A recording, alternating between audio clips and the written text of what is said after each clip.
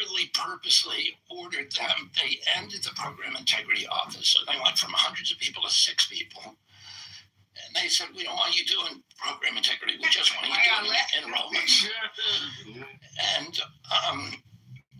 And so we got all this fraud. Most of it came from these waivers that the states got. All the states got them for home care, Medicare. So, 30 years ago, Medicaid, Medicare if you got a hernia operation, we paid for that. And you could tell somebody got the hernia operation because they had the scar, they used a licensed nurse, they used a licensed doctor. It was all done. Then some of the states said, we're sending a whole lot of people to the hospital, and we don't have home care providers. So if you let us pay family members to do home care, the patient won't have to go to the hospital. They won't have to go to the emergency, driving her to a medical visit. So then you had this, organized fraud where, and this is what happened in Minnesota. These organized crime companies would come in and say, you designate this family, you designate all your children have autism now, even if they didn't. And we're going to now pay providers for each of them, and we'll give you $1,000 to do it, but then they would collect all the money. And that's what was happening. It was happening all over the country because there was it's very, very difficult. The guardrails on that system were very pervious, and anybody can defraud it. If you are, and do you believe? It really accelerated during the Biden administration. We expected to pay for the Minnesota program just for autism care for kids with autism. The kids need the care because, they do maybe a special school, but then they come home from school and the parents aren't there because they're working. So who's going to take care of them? So in legitimate circumstances, you would want to pay for that. But what happened is they just started this wholesale fraud. We expected the cost of that program to be about $3 million a year in Minnesota, in Minneapolis. It got up over a 3-year period, it got up to $400 million. We don't want to do program integrity anymore. We now just want to focus everything on enrollments.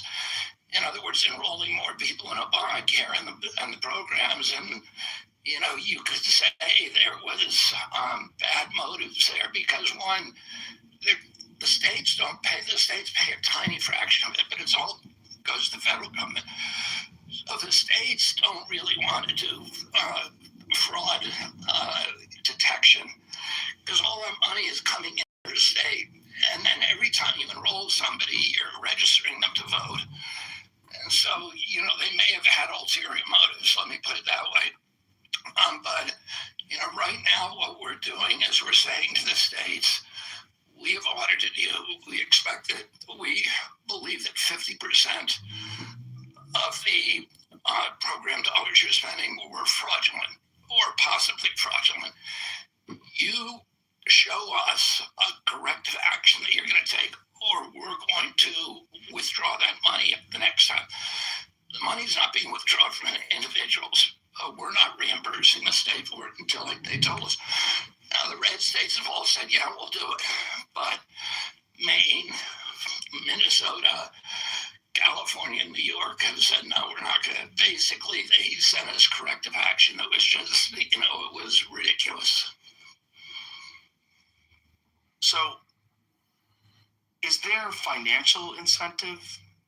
Are these people that are making all this money from fraud, are they donating to any specific groups? Is there a direct turnaround? The Cubans in Florida, they get mad at Trump because they say, all the states you're designating are blue states. That's just because the blue states refuse to cooperate. But Florida's a red state, and we're really going after them. We're shutting down all durable medical equipment, reimbursements for the whole state, because it was all being run. It was probably being run by the Cuban government. But I don't understand how no one saw it. no one from the government saw it? And would there be a reason why they weren't looking for it, other than they just wanted to, they were only thinking about recruitments? But were they also, was anybody making money outside of these crime organizations? I would say no. The money was not, the states were making money. Right, but there was a lot of talk online about donations to parties and donations to NGOs. That is probably true too, although I don't have any evidence of that. No evidence. Okay. So it really just you wouldn't have, even if you get those kind of donations, it's not the kind of proof that I would talk about, because you cannot prove that. Right. That donation, motivated the bad behavior.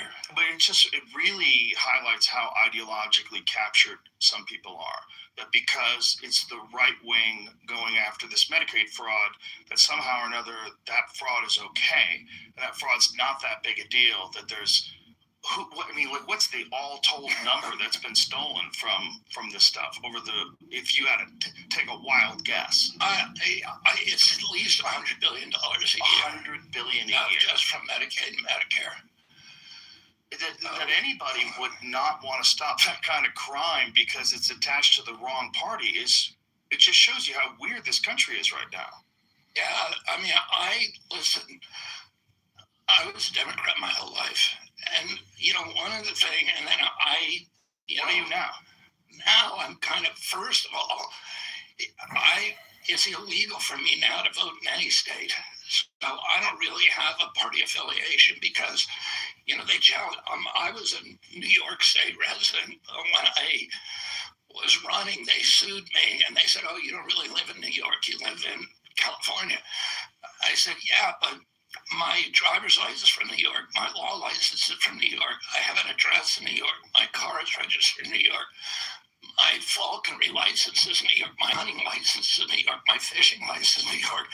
And I intend to return to New York." And there were hundreds of cases, just black letter law, saying the only measure is if you intend to return there at some point.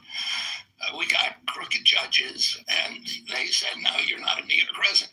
I'd already said I'm not a California resident. I don't intend to stay there. So now I'm not, I'm not legally allowed to vote in any state. But I saw this with the party. My father hated partisanship because he thought it was dishonest. And he said, he always told us you should vote for the man, not the party. Or, he said the man because at that time it was predominantly men. But I saw this when Trump, I grew up in a Democratic Party that was very anti-NAFTA. So it was against working people and labor unions. And then Trump said that he was anti-NAFTA. All of a sudden, the Democratic Party was pro-NAFTA. And that's what turned my head the first time. And then, when I was, then I saw how and Trump questioned vaccines during the 2016 election. The Democratic Party, it was kind of that skepticism, and the concerns were spread evenly across the party. My uncle, Ted Kennedy, was very much on the side of medical freedom. And it was evenly spread, but as soon as Trump said that, it became part of the dogma of that party. And then, when I ran, we were, it was one of the things I ran against was the Ukraine war. And the Democrats were always the anti-war party.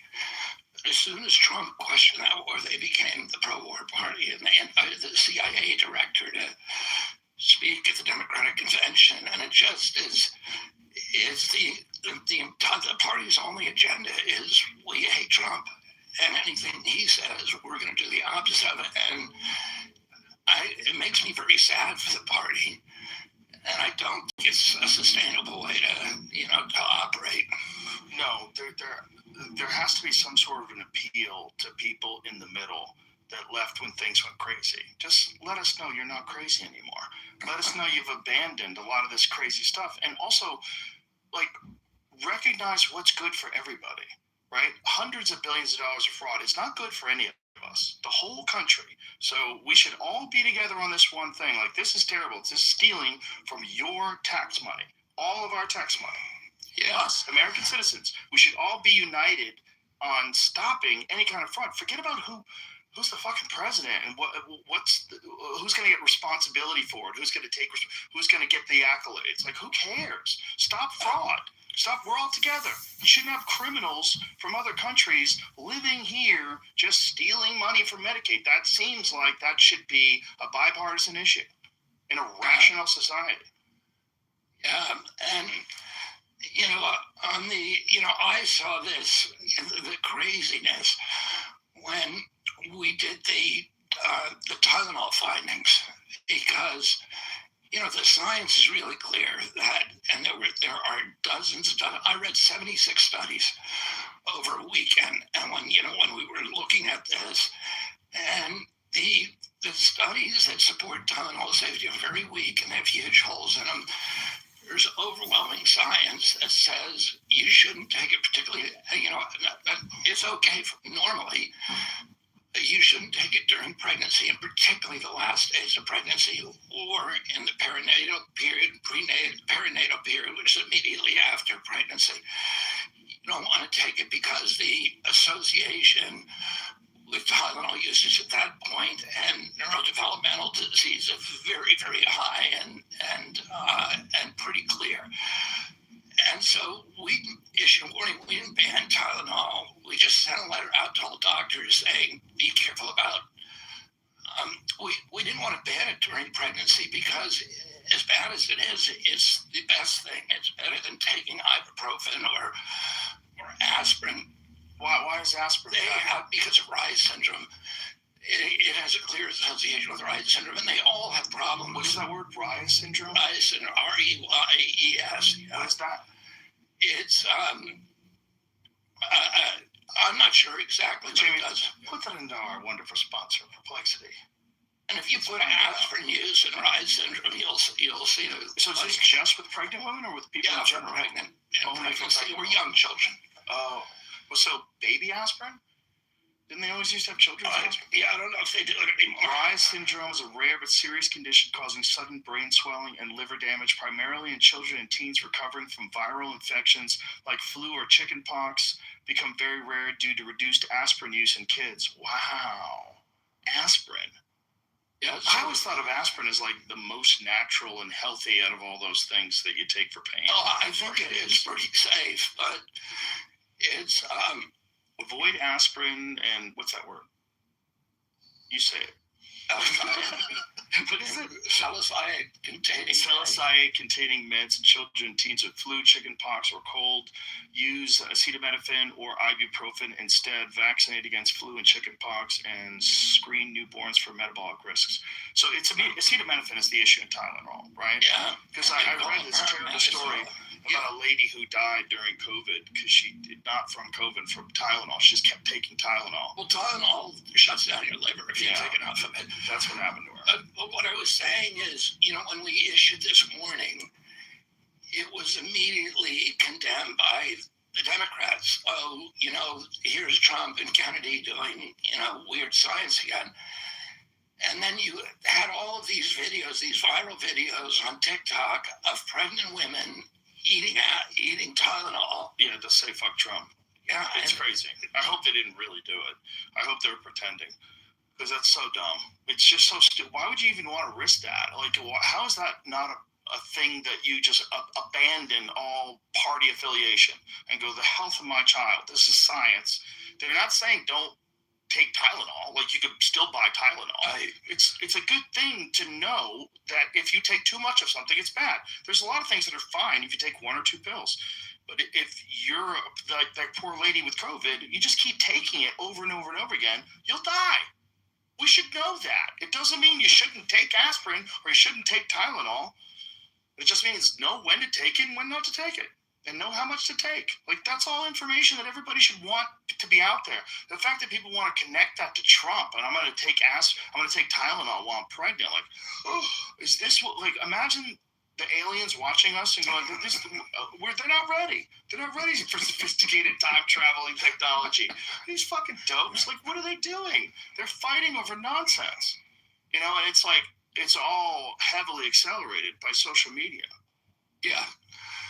Yeah, I mean, the algorithms just amplify that polarization. Yes. They're just telling you what you want to hear and validating your worldview all the time. And also just outraging you all the time. I've been off it for a while now, and it's like it frees your brain. Wait, if you were locked up at any Illinois juvenile detention center, like Cook County, the Audie home, or anywhere else in the system, a global settlement may be coming in 2026. Stay informed. This could matter Illinois to you. Staff allegedly engaged in inappropriate behavior towards inmates.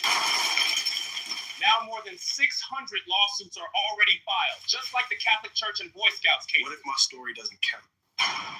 Most people never file because they think their story doesn't count until it's too late. Once the final lawsuit is filed, the door slams shut forever. It takes just 60 seconds, 3 questions. That's it. Do nothing, and you get nothing. Act now, and it could change your life. I almost missed it. Don't make the same mistake. Click now. Once this page disappears, so does your chance.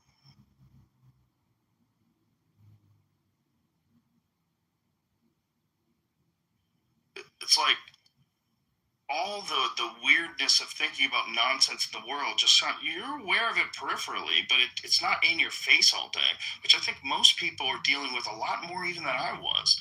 And they're just bombarded by sensation, bombarded by anger and frustration and angst, and it kind of liberates the darkest impulses of the human spirit. I mean, I don't use it either, but I post stuff.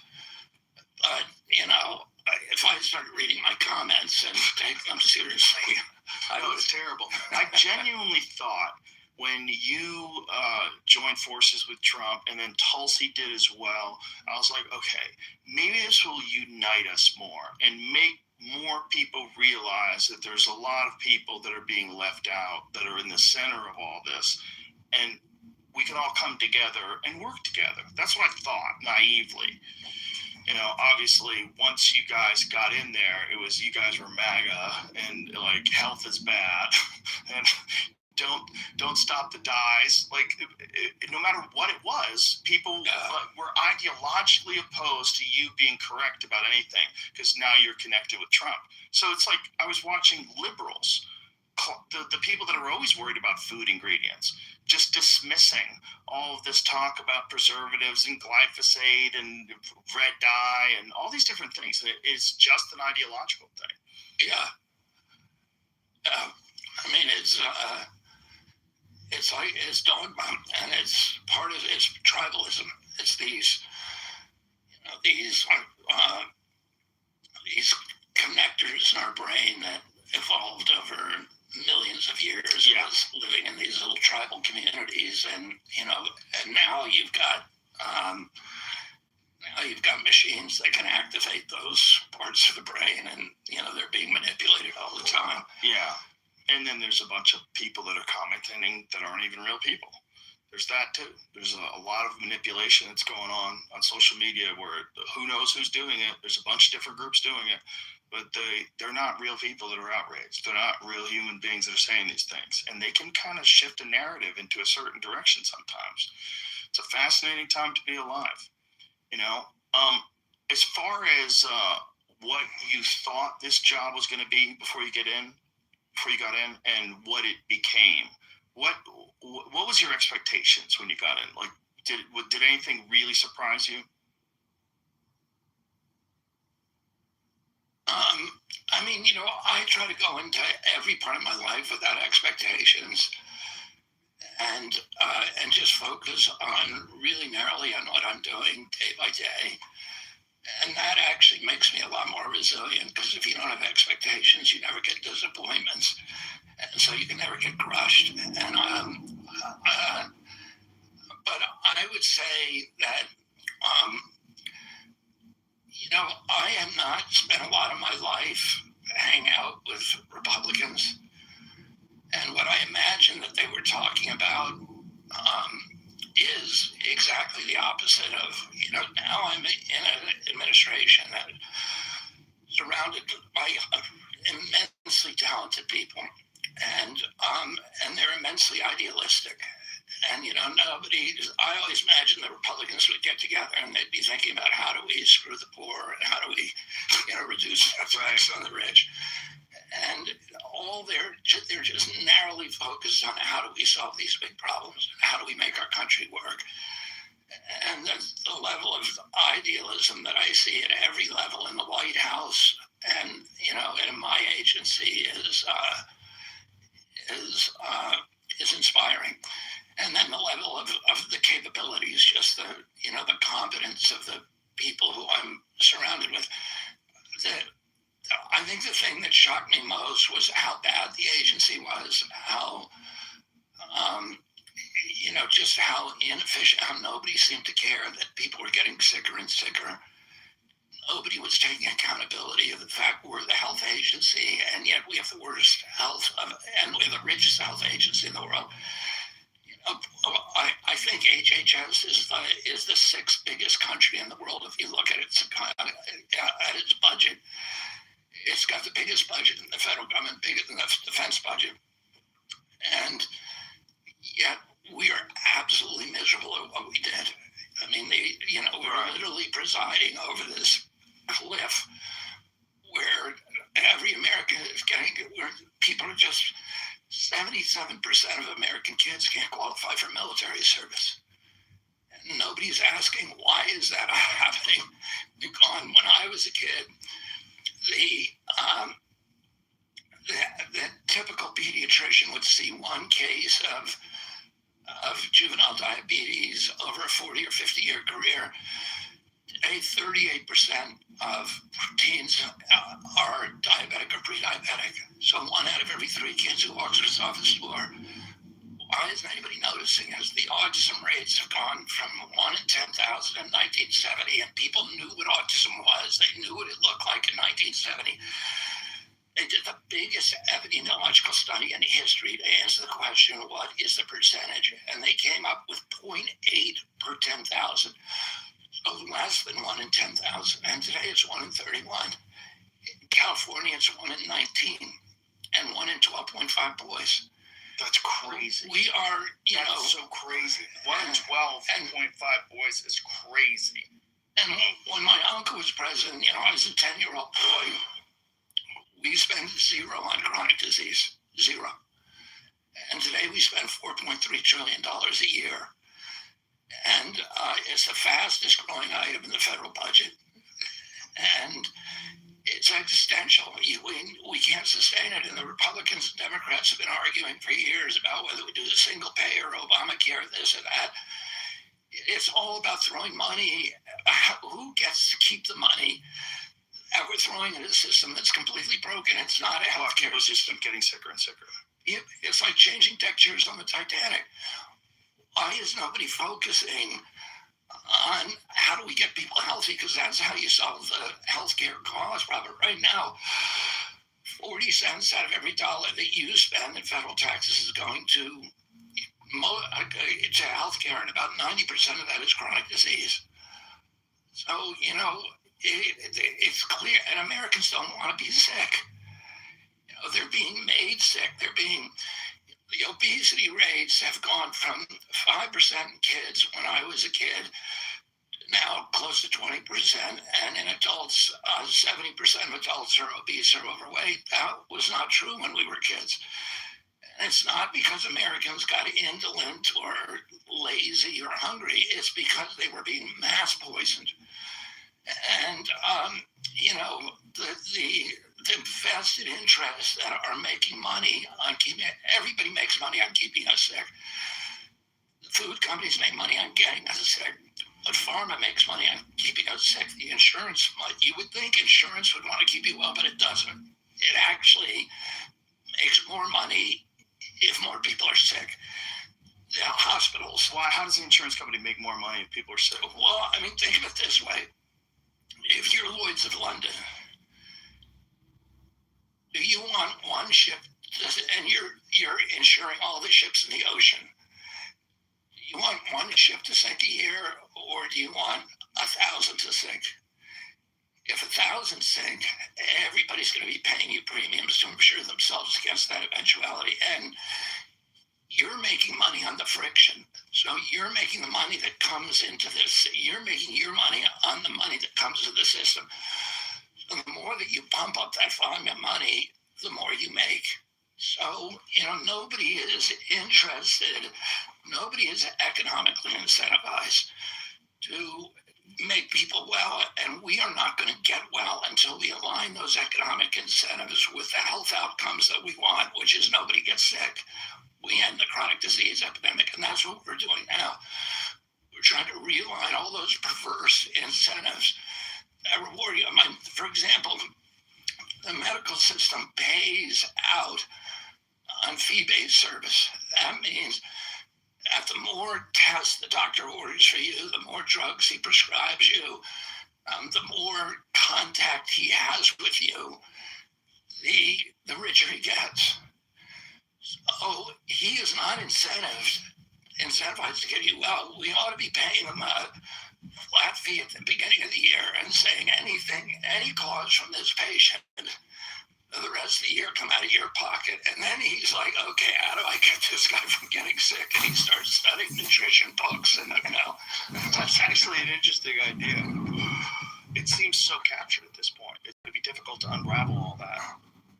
It's difficult, but it's not impossible, and we're doing it. I think 3 years from now, you're going to see a different healthcare model. I think talking about it has a big impact because most people are just not aware of how the whole system works and what is actually wrong with it. Most people just hear about it. Healthcare, people are sick, they need healthcare. Why would they cut healthcare? Cutting healthcare is bad. That's what they would just immediately think. And I think most people they think of the fraud stuff and they want to dismiss it. Like I've heard all these people dismiss this Nick Shirley kid and what he exposed in Minneapolis. But the reason why is because it's the wrong party. If this was a Democrat that was exposing Republican fraud, then they would be all into it. It would be on every newspaper. But instead, they're trying to dismiss it as not relevant. Yeah, and to me, it's weird because I know Democrats are human beings and they care about the same things that I do. I've known all of these guys, almost all of them, many of them for 40 years. Bernie Sanders, I've known for 40 years. Their only solution is more money to the system, a system that is broken, that is making us sicker and sicker. And what President Trump wants to do is he wants to fix the system. Most of that money is not going to the patient, it's going to the insurance companies and the PBMs and all of these middlemen that are milking the system. And that's why President Trump says, the answer is to not pay the insurance company, it's to pay the consumer directly and make him the CEO of his own healthcare, so that he can spend money. He's now incentivized to do prevention and to maybe do holistic medicine or take vitamins or take vitamin D, which is, as you know, it's kind of miraculous, or to do alternatives, to do preventative care. And he's going to want to save money. Right now, nobody is in that position of accountability. We need to make them the CEO of their own health so that they have responsibility and they're going to pay the cost if they get sick. Government pays, but they then decide how to allocate that money. And then we need to make the system transparent. And that's, one of the things that we're doing. Hey, Sonny, it's John. I changed our reservation to the Whale. I'll text you the address. The other place, they close at 10, so the reservation didn't go through. See you soon. Bye. During his first term, Trump passed a transparency bill, but because Trump had passed, everybody wanted transparency. If you're a woman, you're pregnant, you want to know how much it's going to cost you to have that baby. There's no way you can find that out for most of them. You can go 9 months on the phone every day, how much it's going to cost, and you'll never get a straight answer. And so, in New York, for example, what we're doing now is we're going to make all of the hospitals and all the providers post a menu of their prices that are available to everybody and that are available on a website that we're creating. So if you want an MRI, and there's 40 places around your home that offer MRIs, you can't right now figure out what they cost. Now you're going to be able to go and look at them all on a single page and figure out what the cheapest one is. If you go to a restaurant, the prices are on the menu. If you go to buy a car and the guy said to you, yeah, you can buy the car, but I'm not going to tell you how much it costs till after you buy it. Nobody would operate that way, but that's how our medical system operates. So I looked at, we have a mock-up of this website. We're right now, during the Biden administration, because Trump had passed that law, the Biden administration just refused to enforce it. So we're in the same position now where there's no transparency. We're changing that now. We've sent out over 1,000 letters to hospitals, warning letters. That says you got to post them right now, and we just finalized new regulation. If they don't do that, they're going to pay a huge fine. So I saw the mock-up of the website, and I asked the question, how much does it cost in the hospitals within a mile of Manhattan to have a baby? One of them was, there were about 30 hospitals that you guys could visualize on one page. One of them was $1,300. That was the lowest. The highest was $22,000. In Detroit, it is the cheapest place to have a baby is about $5,000, and the most expensive is $60,000. And it's the same service, the same quality care. Nothing changes except that price. Why do we have that information chaos? We have it because the industry wants to hide what it's doing. And so there's no market. There's no ability for people to make good choices. And when, I was staying with Dr. Oz during the transition at his house in Florida. And one day, Prime Minister Rudd, who was the former Prime Minister of Australia, came by. And after he was Prime Minister, he had been appointed to run a commission to reduce healthcare costs and improve quality. And they were very successful. But he said the number one thing that they did that changed everything was price transparency, was showing people the price of what they're going to pay. So we're now going to do that. And people will be able to shop. And now we also have to shift all of that money away from the insurance companies and put it in the hands of the public, so that they are incentivized, maximum incentivized, to make good choices. So as far as making good choices with like food, I like what you guys did. I love what you guys did with the food pyramid. You essentially flipped it on its head, which is kind of crazy. That for the longest time, we are being told that the most important things, the primary diet should be grains and rice and wheat, and now it's things that we've known for a long time. It's whole food, actual real food. That's what you're supposed to be eating. The problem is getting people to change their habits and change their ways. And if people don't start eating good food, and if people don't start taking care of their body, what other things can you even imagine would shift this trend? Well, here's what's going to happen. First of all, the food pyramid. I inherited a food pyramid from the first week. I came into office 1 year and 2 weeks ago. A week after I got in, I was handed the food pyramid that the Biden administration had. It wasn't even the food pyramid. They got rid of that. They just were doing the dietary guidelines. So it was the recommendations that would be reflected in the food pyramid. It was hundreds of pages long, and it was incomprehensible. And it was driven by all the mercantile impulses that had corrupted the food pyramid for 50 years.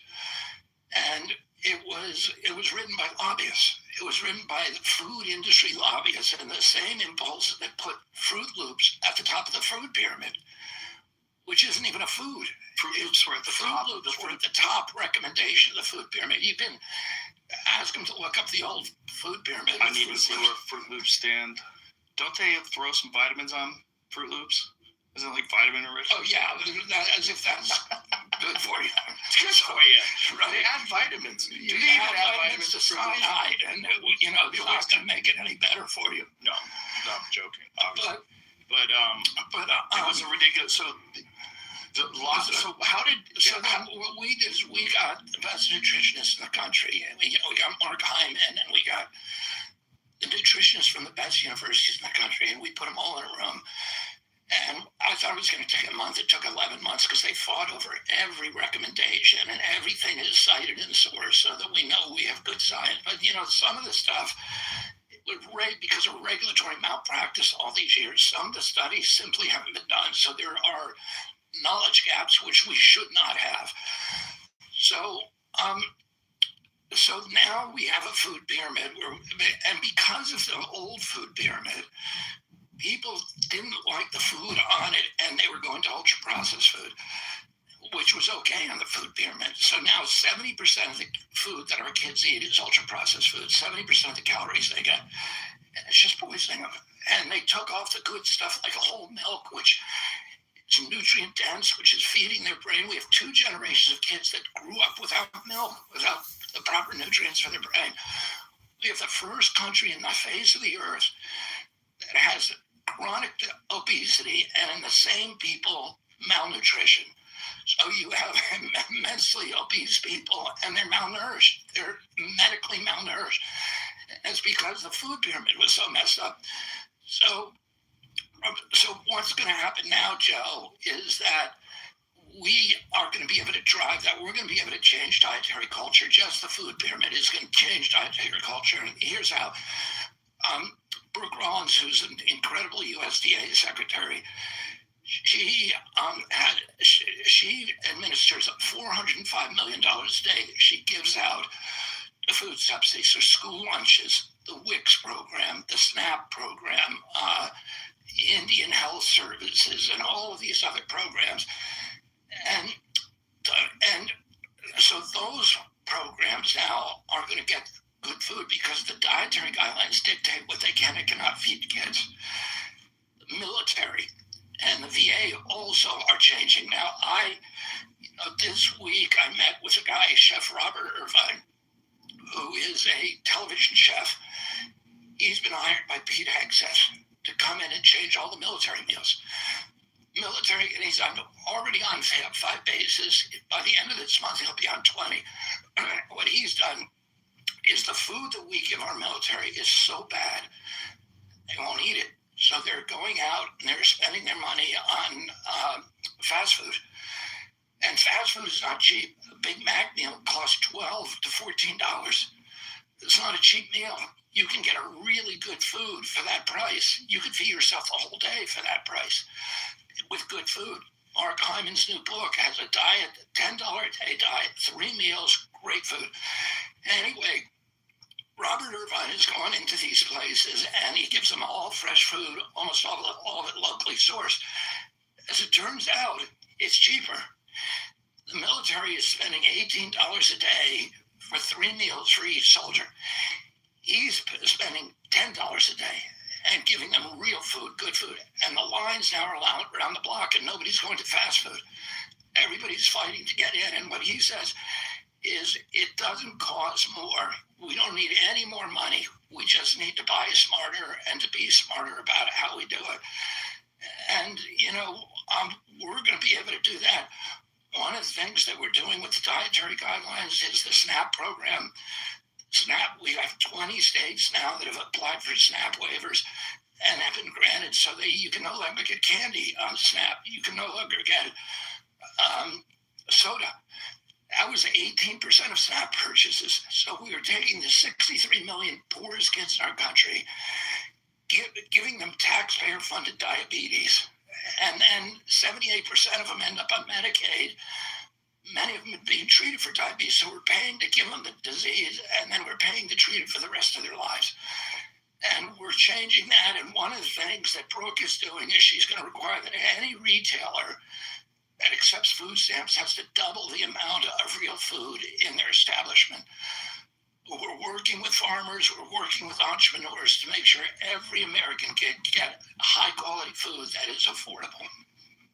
I don't know how anybody would be opposed to that. That all sounds It's fantastic. weird that they are. How could you, the way you just laid it out, how could anybody be opposed to that? That all sounds Well, great. I mean, what the Especially for Democrats. the soldiers. The fact that they were getting terrible food that they didn't want to eat is just, that's really offensive. You know, Yeah. you think about what you're asking of them, and then you're giving them garbage that they don't even want to eat. Like, how do they feel that you care about them? Well, and one of the things that Robert Irvine, the chef, told me, he said, it costs $9 to get a frozen salmon. It costs $6 to get a fresh salmon. So, good food is actually, if you cook yourself at home, the good food is much, much less expensive. The problem is Americans have forgotten how to cook. And cooking is really important because it's important for family cohesion, for a sense of community. It's almost sacred ritual. And taking that away from our lives has amplified the spiritual malaise that we're in. And one of the things we're going to do is to start sending federal workers out to teach people how to cook. They don't have the implements. They don't have the cutting boards. They don't have, they don't know how to buy groceries. Right. And, you can go into any big grocery store in this country. If you go and buy a steak, it's still pretty expensive. But if you buy the cheaper cuts, it's great meat. And it is very, very affordable, or liver, or, all these alternatives. Chuck roast. Now, you said, how can you be against that? Well, I told you 20 states have applied for the SNAP program, and we've granted them SNAP waivers. Why would you want taxpayers? If you want to drink a Coke, you want to be able to. We live in the United States. We're not going to take anything away from anybody. But the taxpayer shouldn't be paying for it, particularly when we're paying for it on the other end in diabetes. So this just makes sense to anybody. 20 states have applied. Only 2 of them are blue states.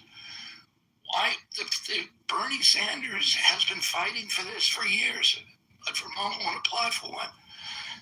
And it's all partisanship, and they're putting their hatred of Donald Trump ahead of their love for their own children. And until we learn to stop doing that, the healthcare in this country is not going to improve, at least in those states. So what strategies, if any, could you ever imagine that could be implemented that would kind of unite people on these things and get them to stop being so partisan about one of the most important aspects of being a human being is staying healthy. It's like love and health. Those are the top ones that we all want. It just seems insane that we would choose this as a battleground. And it seems insane that it's connected to one party or another. It shouldn't be.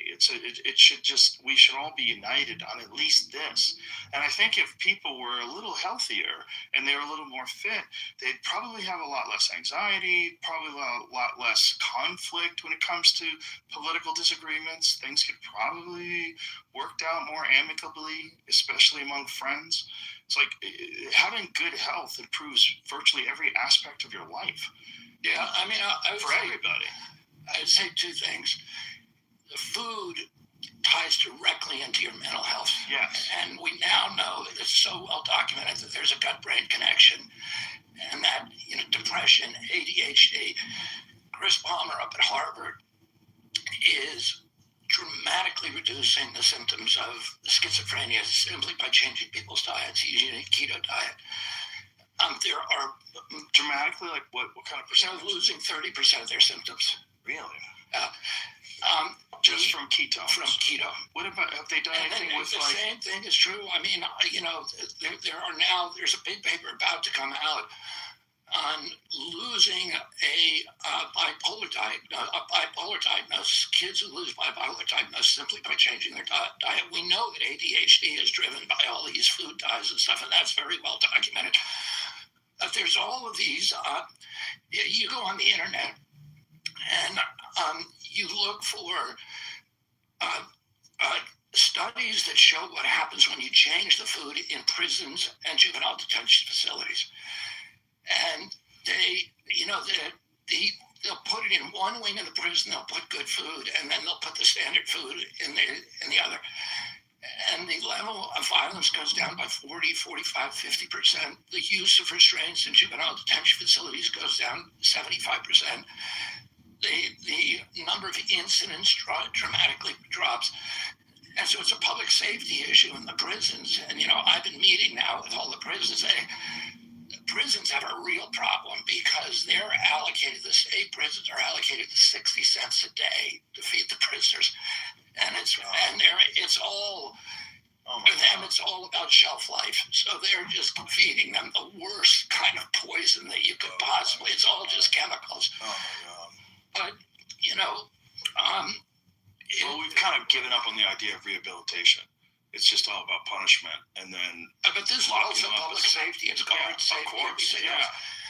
And the other thing, the answer to your first question about how do you sort of, mitigate the polarization, I would say the only way that you do that is by getting people to start talking to each other. Yeah. Because that. You got to be able to find common ground with other people. And if you don't talk to them, you don't see their humanity. Right.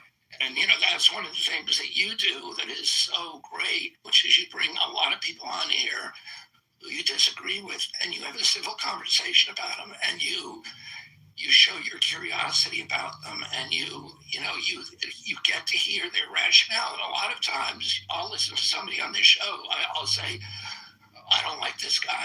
And then I'll listen to his rationale and I'll think, oh, actually, he's making a lot of sense. And we have to stop hating people because of the label on them. Yeah. And start, listening. And it's really important we do that now because these algorithms are designed to drive us all apart. Yeah.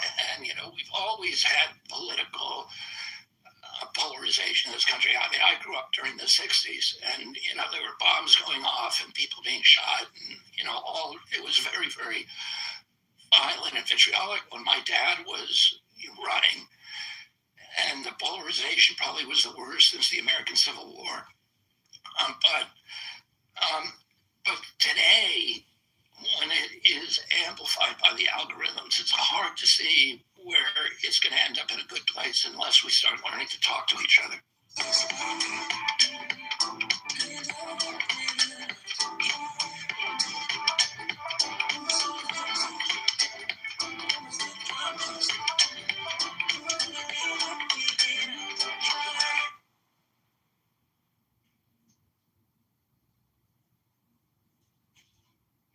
It's not just the algorithm. It's also the method of communication. When you're only talking to people through like angry tweets back and forth with each other. You were saying like sit down and talk to people. No one's doing that anymore. Very few people. There's a few FaceTime conversations going on. You see your friends if you go out with them. People are not talking that much anymore, and they're not sitting down and talking. And when you do, everyone's distracted. Everyone has their phones out. Everyone's checking text messages. I'll tell you one of the most important things that we're doing right now as part of the MAHA legislation from my agency. We're going state by state, and we're asking them to do bell-to-bell legislation so that and 26 states have now already done it, so more than half the states, so that kids can't use cell phones in schools. I went to a school in Loudoun County the other day, and the states love them. I went to Loudoun County, and they had the students had fought against this against getting their cell phones. So the way they do it, all of the school districts and states do it differently. But in that state, they can bring their cell phones to school, but they have to leave it in their backpack. And if the parent calls and needs to talk to them, they can do it. But I walked into the cafeteria, there's 600 kids in that cafeteria, and they're all talking to each other. They're sitting across the table. Nobody's looking at their laps. The parents came, that day. I polled the students and I said, how many do you think this is a good idea? And they all put their hands up and they said, we all hated it for the first 2 weeks and now we love it. The parents said, it's the best thing that ever happened. My kid is not driving with their cell phone in the car anymore because they know they can live without it. Or eating dinner with the family, and we're actually having conversations. And then the teachers in the schools love it because the disciplinary problems go down and the test scores go through the roof. because they're focusing Right, of course. on work. So it's just like a no-brainer. But again, it's the blue states that are the hardest to convince to do it because they see it as a Trump, part of the the demonization of Trump being the tyrant or whatever. It's just so stupid to not recognize the kids are distracted. Like what? It's just one of those things. Like, why does that have to be a right or a left issue? It's stupid. This is a United States issue. The best way to have a group of people that succeed in this world is make it as clear a path for them as possible. And as soon as you allow them to use their phone all day, it's too addictive. Yeah. No one can put them down. No. You're going to lose 30% of your concentration or more easily, I would imagine. And the fact that would be a partisan thing is just nuts. It just shows how goofy we are. I don't know how you get people to talk, though. I mean, other than,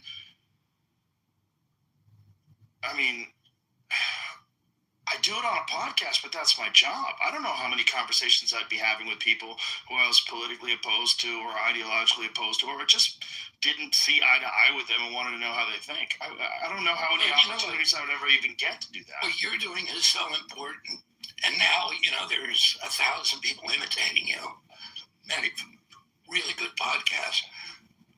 But it's teaching people to have conversations. I mean, you are the best teacher, mentor on that, and people admire you. So they, I have 7 kids, and they grew up with devices and stuff.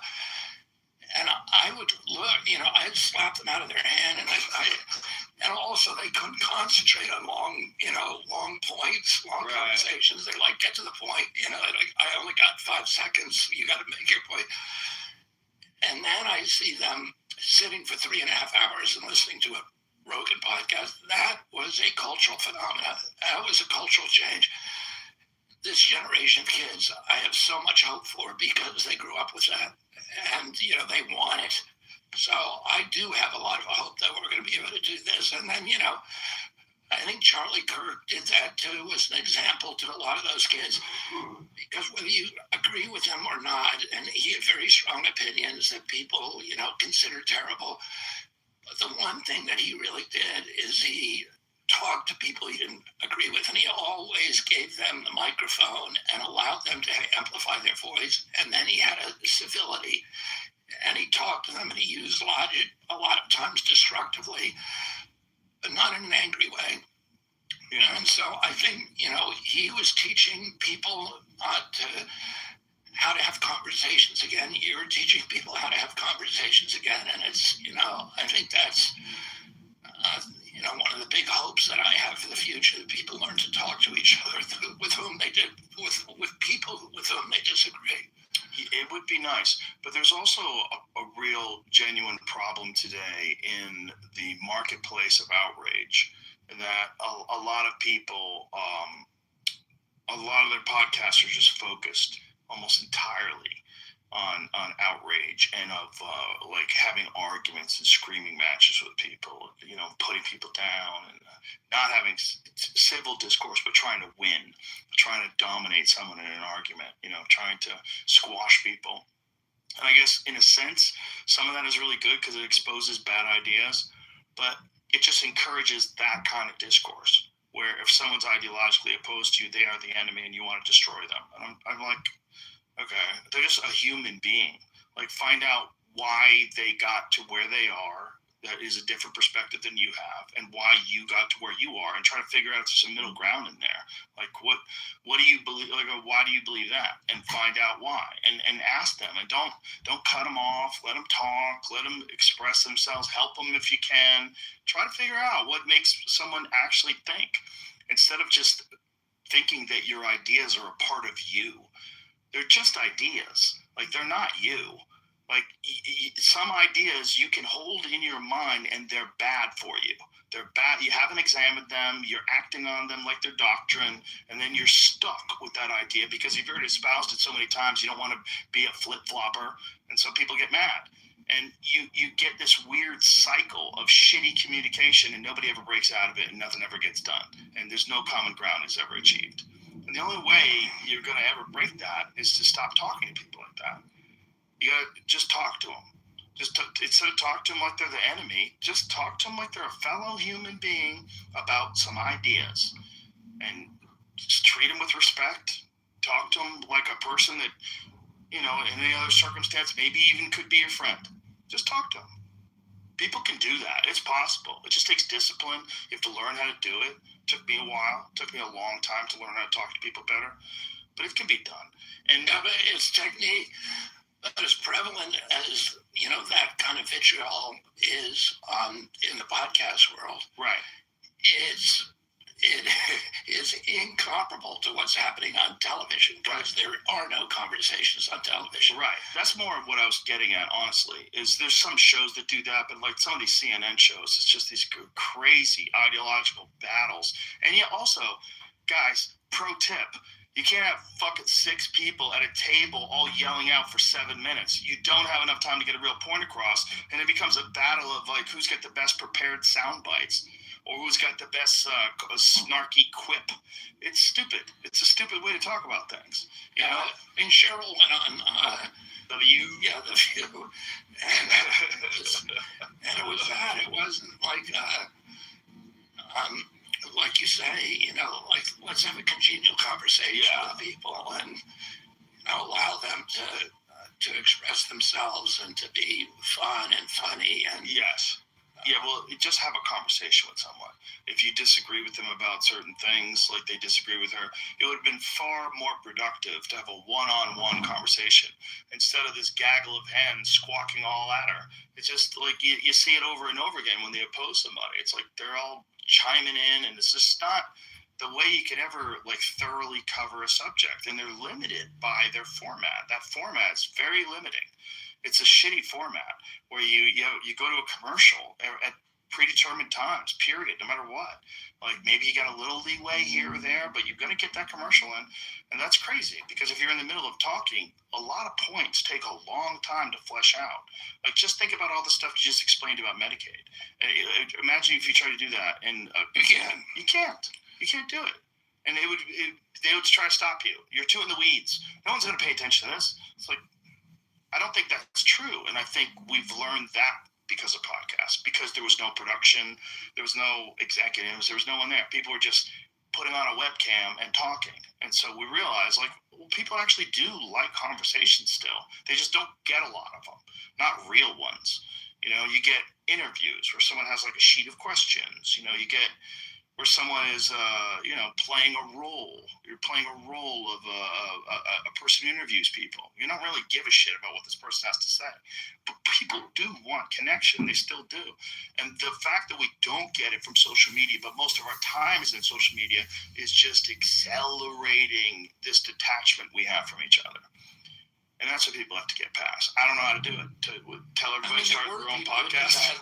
You and I were talking before we came in here about Larry King. Yes. He did that. There were a lot of people in the 70s and 80s.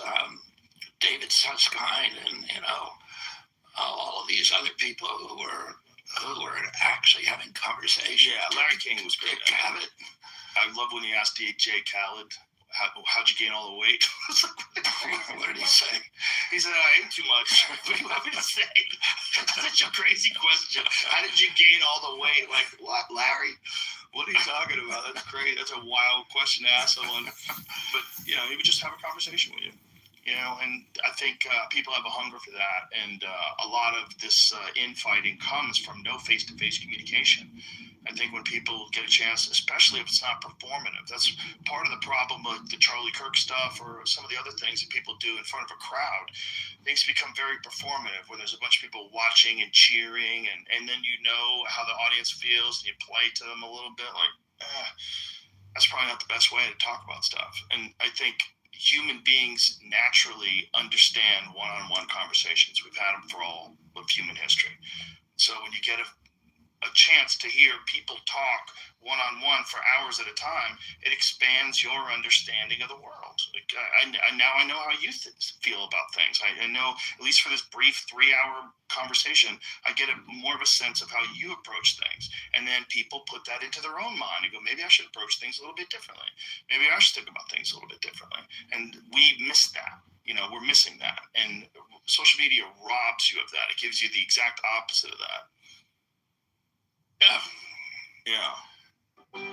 Pain doesn't care who you are or why you hurt, but pain can be mastered if you know the way. Fight back with Tiger Balm's legendary herbal power. Trusted for over 100 years, our proven blend of camphor, menthol, and essential oils tames pain with the strength and speed of the tiger, so that you can rise above pain and get back to living. This is the way of the tiger.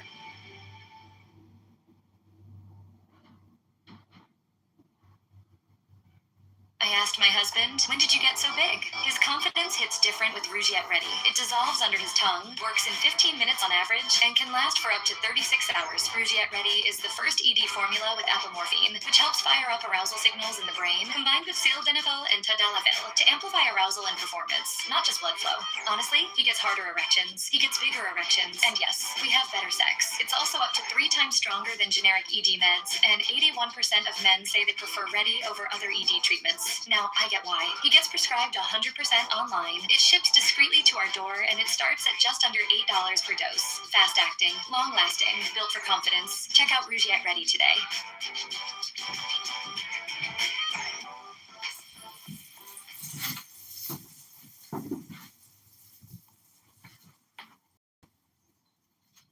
I mean, what Charlie Kirk was doing, you're right. It was less of a conversation and more of a. Sometimes it was like in the ring. It was like being in the ring, but it's a lot better than what's happening elsewhere, which is just blanket censorship of people and not any willingness to just shutting people down and canceling them. Yeah, 100%. Well, that's another weird thing that's a Democratic Party impulse, because it was the opposite of the Democratic Party I grew up with, which was unafraid of any debate. My uncle, my father said we should be able to debate, and we should be able to win these debates in the marketplace of ideas. If we can't, then we need to examine ourselves. It was a core tenet of the Democratic Party. Yeah. And, the unfortunate shift in that, it's just like, I remember during the Bush administration when the FCC was going after Howard Stern. It was this huge thing that they were trying to close down Howard Stern because Howard Stern was very critical of Bush. And it was like he was the guy out there fighting for free speech, and they were getting fined like enormous fines for things that he had said, they deemed to be obscene, and that was a right-wing thing. And we always thought of it as a right-wing thing. And when you see what's happening today, just like the wanting silence of your political opponents is the dumbest way to cut off your own hand. It's so dumb, because if you can't see that this could be used against you if someone else gets into a position of power, if all of a sudden some enormous right-wing corporation buys these social media platforms and only pushes right-wing agendas and silences all left-wing agendas, like, do you know how fucking crazy that is? To just give that kind of power willingly to an anonymous group of people that you supposedly align to because you're in the same tribe, it's the dumbest thing ever. And the fact that people on the left weren't outraged when they read the Twitter files and found out how much involvement there was in silencing real information and removing people who were from Stanford. White House ordered me to be removed from Instagram. I lost 1 million followers. Insane. 37 hours after he took the oath of office, swearing to uphold the Constitution, they were ordering Mark Zuckerberg to take me down. And then you look at what's happening in England now. People going to jail for Twitter posts. 12,000 people this year. 12,000 in the last year.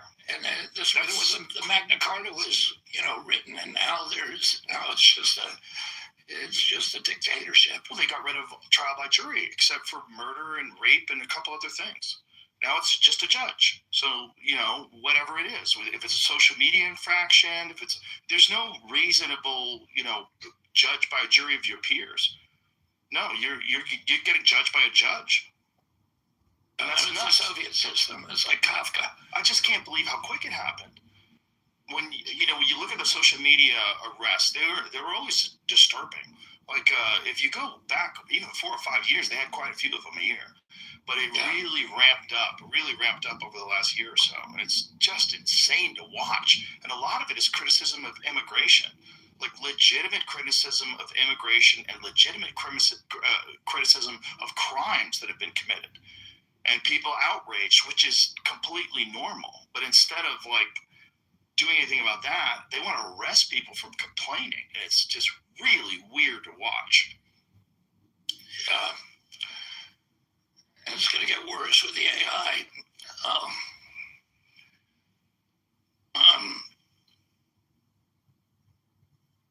It's scary. Well, it's just strange that they couldn't do anything to stop that from happening, and that anybody that's reasonable would be willing to let that happen because their side is imposing it. That seems like an existential threat to all critical thinking, all communication and debate. As soon as you start arresting people for opinions, that's crazy. Now you're getting nuts. Like anything that you deem might incite violence or outrage, people are outraged. They have a right to be outraged. If you can put them in a cage because they're outraged, that's nuts. That's really nuts. Now they have a pub law. Do you know this one? No. Oh, find that, Jamie. They're trying to pass this thing. I don't know if they passed it, where someone's. I don't want to speak out of turn. I don't want to fuck this up because it was disturbing enough without me misinterpreting it. But the idea was to stop people from saying things on social media that you get arrested for. Stop them from saying those kind of things in pubs. And where is this, in England? Yes. See if you can find it. I know I saved it, but it'll take me too long to pull it up. You find anything like that? Legit? I mean, I wouldn't imagine it's not. I mean, it's not outside the realm of what they're capable of doing if they're arresting 12,000 people a year for social media posts. I mean, if that was happening in America and they were only arresting Republicans, I don't think you'd hear a peep out of the Democrats. I think they think it's important. We have to stop misinformation. Yeah. It passed? No, I don't think it passed. You don't think it passed? I know it passed or not. Okay, so what were they? Legislation aimed blah blah blah, but it says you're still free to converse. No, the law now places. What were they trying to? Okay, free speech in UK pubs, employer responsibilities.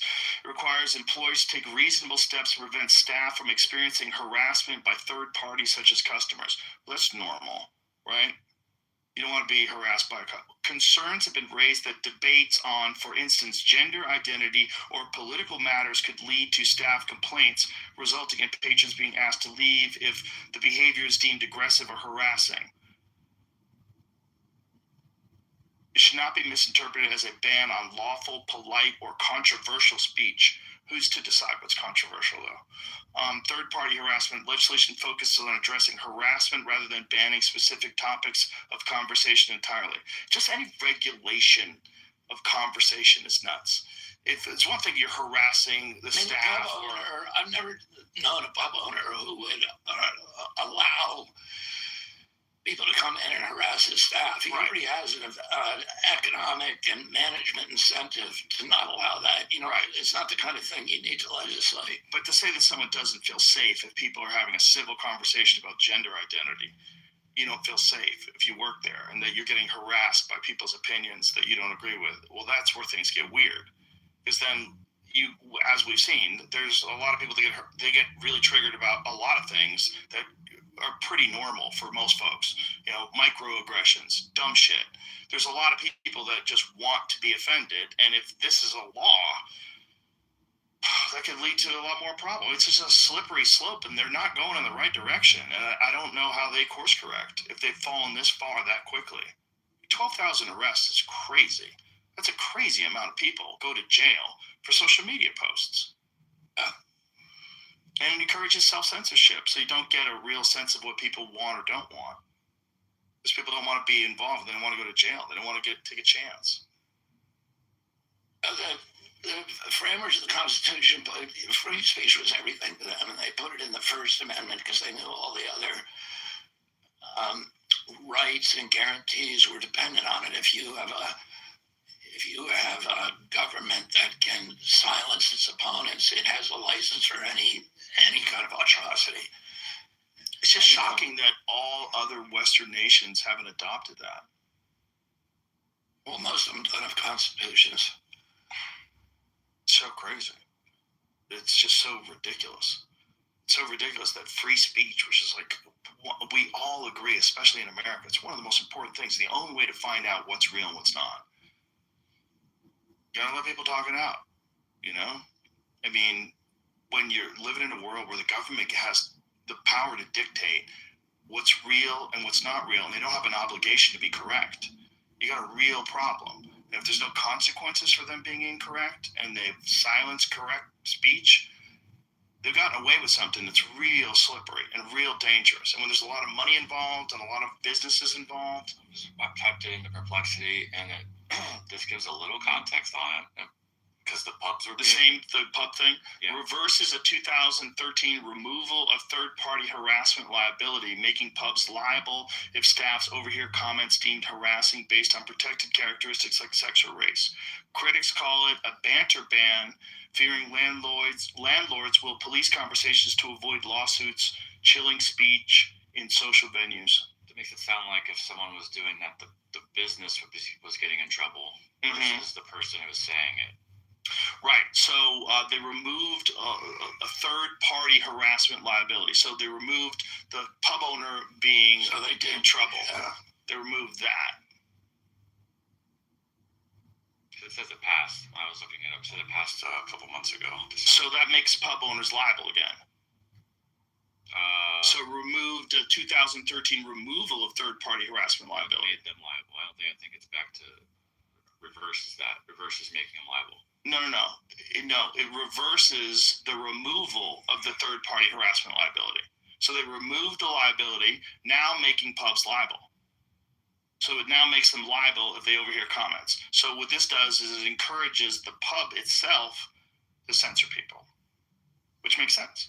I mean, if you all of a sudden can now sue a pub that you went into and you didn't like this conversation about gender identity that was taking place next to you, you have the basis of a lawsuit now. Yeah, so now the incentive is the pub owner to go out and police all the conversations, so that if anybody crosses the guardrail, the pub owner now has to go and interrupt them, which is not a good thing. If you weren't a charitable person, you could imagine that there's certain groups that would have people go to places, have conversations, and set up a lawsuit.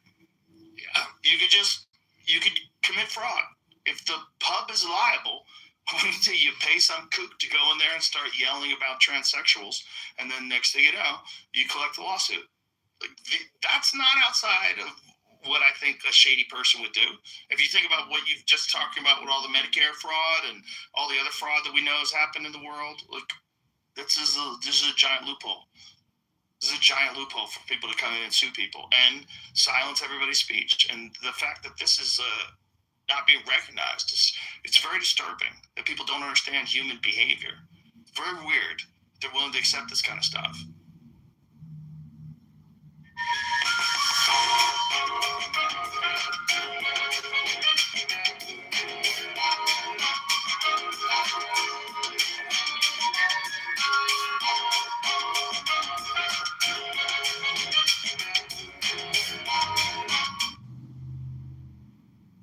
When you look at the challenges of getting things done, what has been the most frustrating in terms of what you wanted to get done and what you were actually able to get done or in the process of getting done?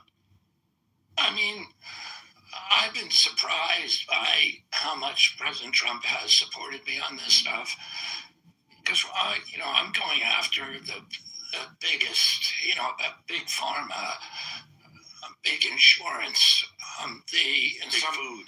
big food.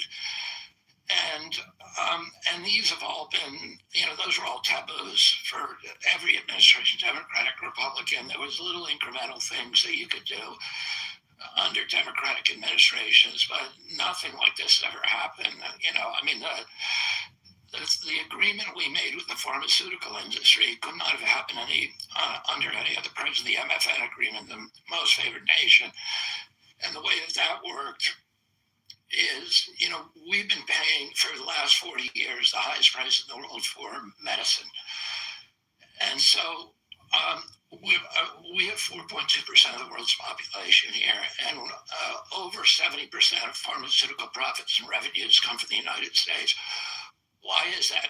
Well, we do buy more drugs than anybody, but it's because we pay higher prices. We pay 2 to 3 to 5 times what they're paying in Europe. For example, and President Trump likes to talk about this, Ozempic, the list price was $1,350 in America. You could buy the same drug in any pharmacy in London for $88. And it's made in the same factory in New Jersey.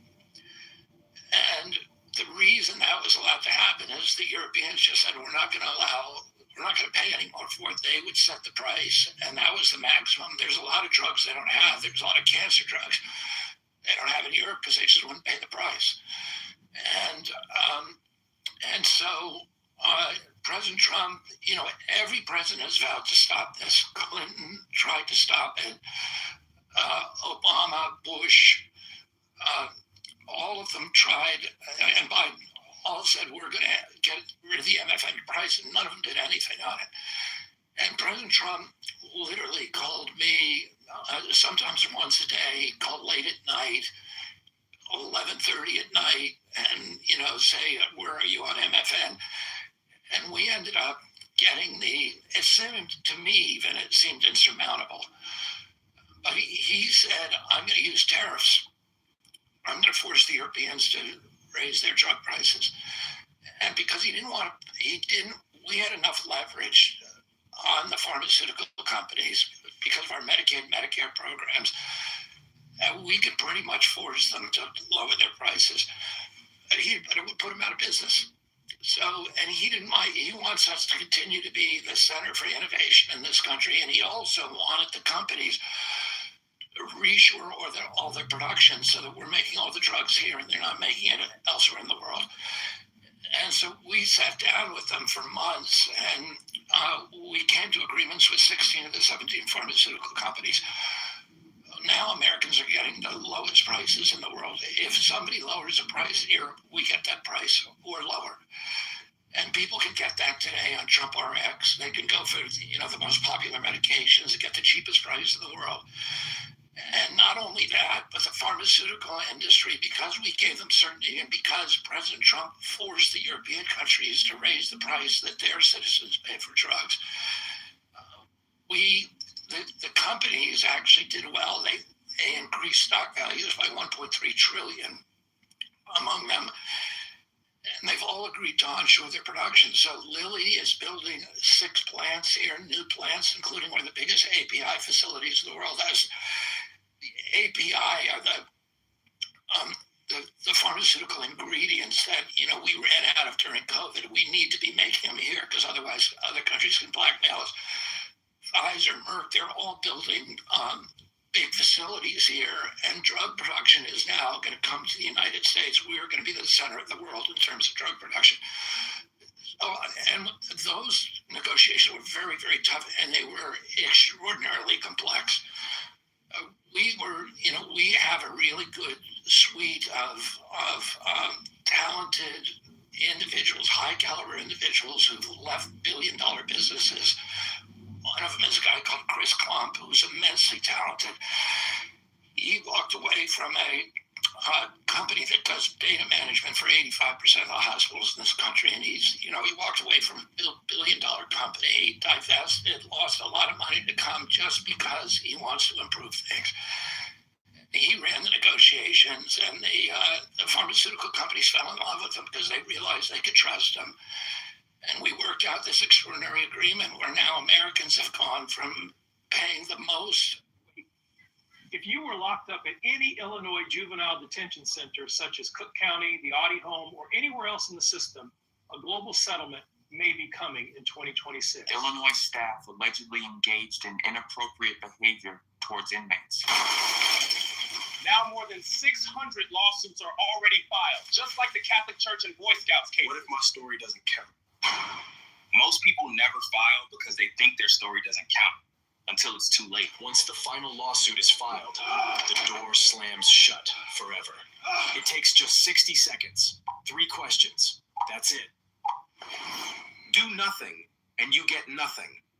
Act now, and it could change your life. I almost missed it. Don't make the same mistake. Click now. Once this page disappears, so does your chance.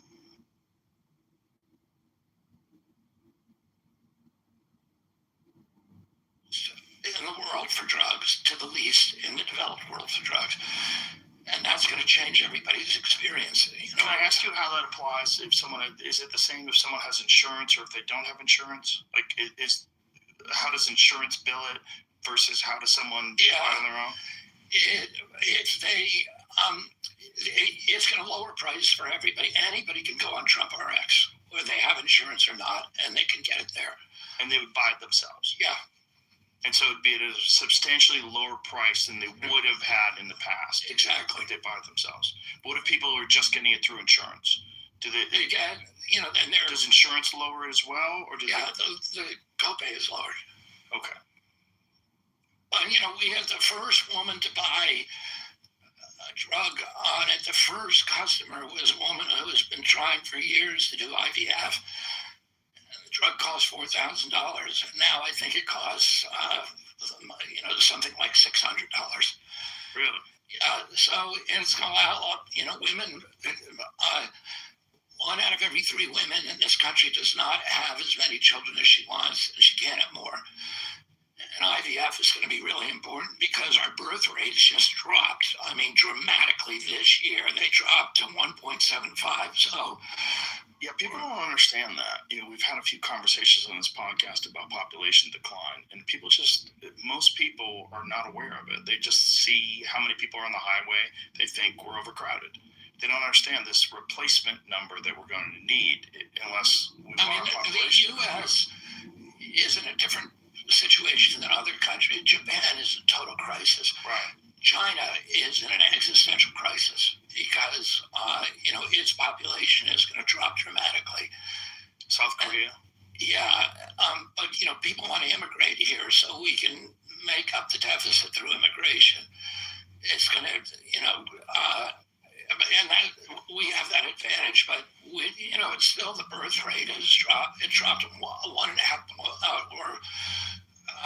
it dropped from 1.9 this year to 1.75, and that affects Social Security. It affects, it makes it so the cliff for Social Security was pushed ahead by another year because of that drop in birth rate. So it's not a good thing, and American women want to have babies, and a third of them cannot have as many children as they want. What was the pushback when it came to things like removal of dyes? The removal of dyes, again, we were, I think, because of President Trump's leadership, we were able to convene the industry and talk to them about it. And a lot of them came in and said, we know we got to change. Really? Yeah, the only one Did you ever ask them, why did you do it a long time ago? Well, they didn't have options. And what we did... But didn't most of them, like for cereal, for example, didn't they have to have no unnatural dyes when they sent it to Canada? Yeah, the ones in Canada, but in our country, we hadn't approved a bunch of them. So we only had 1 or 2 vegetable-based dyes. Marty McCary, who's done a fantastic job at FDA, has now fast-tracked it this year, 7 new ones. So we're working with the industry to make sure they have the dyes, and they're supposed to get rid of all the dyes by the end of this year. And that's going to, So instead they'll use just food-based dyes? Yeah, just vegetable and mineral-based dyes. And that's, another thing that we did again through two things that we did through convening industry because of President Trump's convening power. We fixed the prior authorization. So one of the most frustrating things that people go through when they encounter the healthcare system is that they have to wait for prior authorization from their insurance company. So you go in, your doctor tells you you need a knee replacement, and then it takes you 6 months for the company to approve, for the insurance company to approve the surgery. And it was infuriating for people and really devastating and heartbreaking for a lot of them. And we got the biggest insurance companies representing 80% of the American public all voluntarily agreed to eliminate prior authorization for almost all their procedures. It's a very small number now. I think 15% of the procedures still have it. And those are procedures we want prior authorization because there's a potential for abuse. For example, with spinal surgeries, a lot of people don't need the surgery. And Medicare wants to make sure that they actually need that surgery and it's beneficial to them. But for all the other ones, you will now know at point of care whether or not your insurance. So you go to your doctor, he says you need a knee surgery. Before you leave his office, you'll know whether the insurance company approves it or not. And that's going to dramatically change the medical experience. Another thing that we did, again, through convening industry, is we originally got 63 the top tech companies together, and then we ended up final agreement with 405 of them to agree to stop information blocking. So your medical records are owned by you, but you can't get access to them a lot of times. Most of the time, the data company won't give them to you. And so we've got them all to agree to stop doing that. So by the end of this year, every American will be able to get their medical records on their cell phone. And that's going to dramatically change the medical experience. It's going to save lives because if you get hit, you live in New Jersey, you get hit by a car in Portland, Oregon, you go to the hospital and you spend the first 2 hours while you're bleeding out, making out clipboards. Now, or you come in unconscious and they don't know what to do with you. They don't know anything about you. Now your medical records are on your cell phone. They can see if you have allergies. They can see what your blood type is. They can look at all of your previous medical records and make good decisions about how to treat you. And also you're going to be able to sync that with food purchases apps so that you'll be able to go into a grocery store and the app will tell you this one is bad for you. This choice is bad for you, and I'll offer you a better choice, etc. And there's an app like that, Yucca now, but there's a lot of them coming online. What is it called? Yucca is the one. I think 50% of the people in France use Yucca, but it's spelled. I think it's YUCCA. Okay. Or YUKA. I don't know. You can look it up. We use it. My wife uses it. You go into the grocery store. And you put it on the barcode, and then it rates each of the products about whether or not they're, whether it's good or a healthy one, and then it makes you a recommendation for a healthier one if it's bad for you. And that is going to change the food culture in our country because the companies are already changing their ingredients so that they can get better scores from the Yucca app and from other apps that are like it. It's not the only one out there. But what about preservatives in processed foods? They're always going to exist, right? You're always going to have a certain amount of preservatives in processed foods.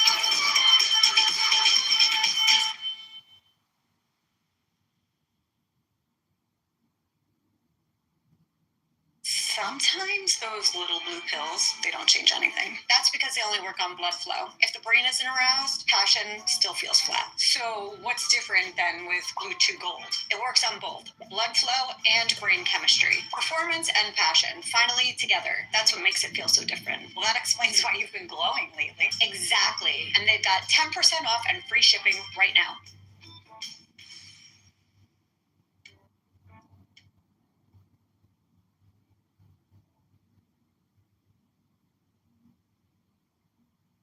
Well, I mean, first of all, we're not going to take processed foods away from people, but I think we're going to change the amount of processed foods. One is, by April, we will have a federal definition of ultra processed foods.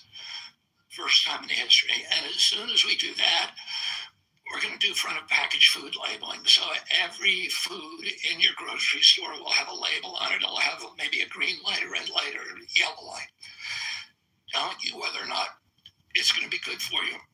Oh, wow. And that, and it's going to evaluate all of the ingredients, etc. I think we're not going to change this overnight, but we're going to change it pretty quickly. And if you want to be healthy, we're going to give you the information to take control of your own health. And people just don't want to be healthy and don't care. There's not much you can do about it. But most Americans want to be healthy, and we've seen that when they're allowed to make healthy choices, they do not want to be eating this poison. Yeah, and ironically, the people that don't want to be healthy, they feel that way because they're not healthy. If they wanted, if they were healthy, they would want to stay healthy. They're just part of the reason why they're feeling this way is because they're unhealthy. That's why they don't care. Yeah. Well, it's also like the mountain is so big. If you're 300 pounds, like, oh my God, it's so much work to do something about this and not fall back on the old behaviors. And I don't know, other than by example, how you can get a large group of people to go along with that. When someone like Jelly Roll loses, like, I think it's close to 300 pounds, when someone like that does that, that's going to help a lot of people. Yeah. Some kind of an example of a guy who just completely changed his lifestyle around, changed what he eats. And he did it without GLPs. Yes, he did. Pretty amazing. Which brings me to peptides. Like, where are we at right now on peptides and getting them regulated and making sure it's not this weird gray area? Because we know they're effective, but we also know that there's a lot of pushback on peptides. Yeah, I mean, I'm a big fan of peptides. I've used them myself and used them with really good effect, on a couple of injuries. What happened was there were 19 peptides that you can, just so people understand, there was a law written that to allow compounding pharmacies to make compounds that were part of approved drugs. So, part of approved ingredients of approved drugs, to make them individually for patients who did not have access to the particular formulation that they needed to fit them. Maybe if they had an allergy to the commercial brand or whatever. And the compounding pharmacies, and peptides was part of that group. There were 19 peptides that were widely formulated by compounding pharmacies during the Biden administration. They illegally moved those to category 2, which says do not formulate. It was illegal because they're not supposed to do that unless there's a safety signal. And they didn't have a safety signal. They're not allowed to look at efficacy. They're not allowed to say, well, we don't believe these are efficacious or whatever. They can only look at safety. They moved those to category 2, which means do not formulate. Well, what happened? There was huge demand for peptides. And so a black market came out. And the black market is run by companies that say that they're making the peptides for animal use or for research purposes. And that peptide now basically completely replaced the legal market. The legal market for peptides, the pharmacies, the compounding pharmacies, were getting those peptides from FDA-inspected facilities. and some of them in India, China, but they were the same one that the pharmaceutical industries are buying them, and we inspect those. You know you're getting a good product. You know you're getting what you bought, what was advertised. With the gray market, you have no idea, and a lot of this stuff that we've looked at is just, is very, very substandard. Oh, I'm very anxious to move. Probably not all of those peptides. Some of them are in litigation, but about 14 of them back to making them more accessible. And FDA is in the middle of I think within a couple of weeks we will have announced some kind of new action. And my hope is that they're going to end up with, they're still looking at the science. My hope is that they're going to get moved to a place where people have access from ethical suppliers. That's ultimately the problem with all this black market stuff, right? A lot of people are getting bogus peptides, and they don't have any idea if they work, whether to test them. They just take a chance. They take a risk. They get a little flyer in their email or something, and they hear from somebody else, I got it from this place. They don't even know, and they try it, and you're getting nonsense, bogus peptides. I mean, we created the black market. Yeah. Which we do with everything. It's a very dangerous black market. Which they've done during Prohibition. They're doing it right now with everything else. It's unfortunate.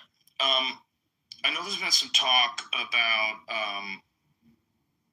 psychedelics, and I know that in particular Ibogaine, what's going on in Texas with the Ibogaine initiative, where former Governor Rick Perry and Brian Hubbard have been helping a lot of veterans, a lot of people with like serious opioid addictions, and this is the plan to have this and run some programs where you have this very effective way of getting people off addictions that we have for some reason banned in America up until these initiatives.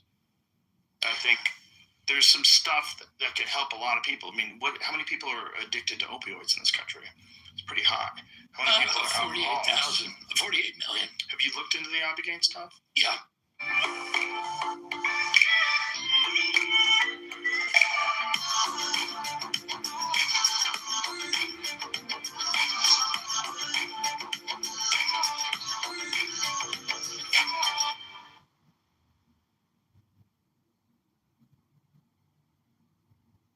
As a business owner, I've got a lot on my plate. That's why I used ZipRecruiter to hire. The plan was to hire 2 people, but the candidate quality was so good, I wound up hiring 4 in a week.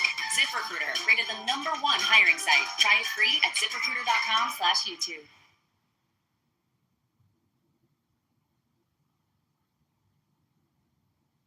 Yeah. What's your thoughts on it? I don't know enough, and I don't think it's well documented enough about whether its long-term impact on addiction. But in terms of just sort of the field of psilocybin and MDMA, and there are lots and lots of good studies now that clearly demonstrate that, or strongly suggest that it is effective against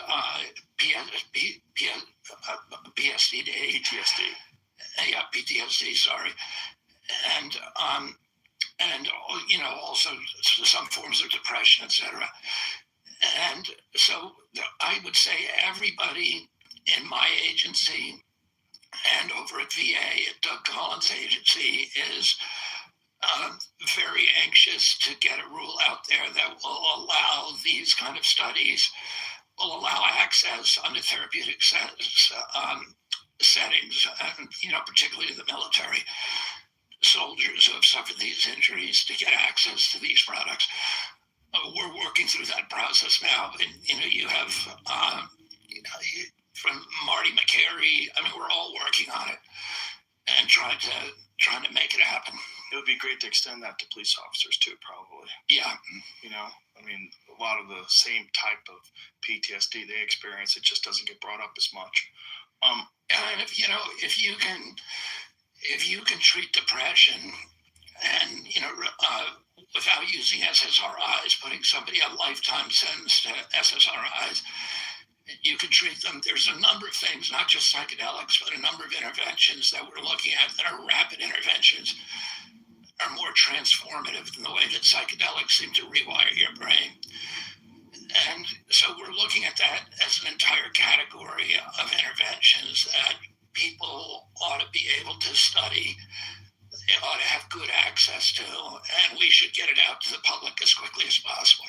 What would be the hurdles to something like that? I think that we're going to get it done. So how would that be implemented? Would it be implemented in a clinical setting? Would it be somewhere that... For some of them, it would be either you can do, to encourage more clinical trials. In others, there would be very strong guideline. I mean, this is what we're envisioning, so I can't tell you exactly what we're going to do. But very, very strong guidelines, for therapeutic guidelines, so how they're applied, what kind of follow-up, because a lot of these things rewire your brain. If you don't do follow-up, it doesn't work, or you have a failure rate. So, those kind of protocols are all stuff that we've been developing and studying, and we're, I think most of the people in the administration are anxious to make this happen as quickly as possible. I know Doug Collins over at the VA already has, I think, 21 studies going over there, and they're very, very promising. And what are they using at the VA? I think they're using combinations of MDMA and psilocybin, maybe using Ibogaine. I think they're looking at a number of things, including ayahuasca and Ibogaine. They shot down something fairly recently in California where they were going to decriminalize psilocybin, or they were going to allow it for clinical use. But I think the problem that they had was they didn't say we're completely opposed to it. They said there's no guidelines in terms of like how's it going to be clinically applied, who are going to be the people, what's the dosage. Yeah. You need those guidelines because you don't want to make the Wild West. Exactly. You can have the horror stories overnight because people, as you know, some people can have very, very bad experiences on that. Also, some people are on medications, and they should be very aware that this medication would go really badly with X amount of whatever. Right. The substance. So, I mean, we're looking at ways to get it done so that it's in a very controlled setting.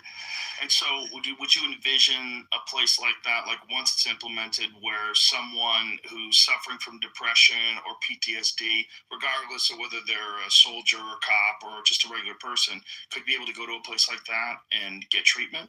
For me, personally, I would like to see that. We need to move in baby steps with this because you don't want to create a situation where... Get this. Credit Karma is giving you insider info on your credit scores. Many people don't get why their scores change. Credit Karma shows the factors that hurt and help your score, so you can avoid credit fails like always carrying a balance or closing old accounts, and level up your credit with the right moves, like timing monthly payments, paying more than your minimum, or opening a new account. Knowing you're always in the know, that's karma you can count on. Sign in for your latest score now.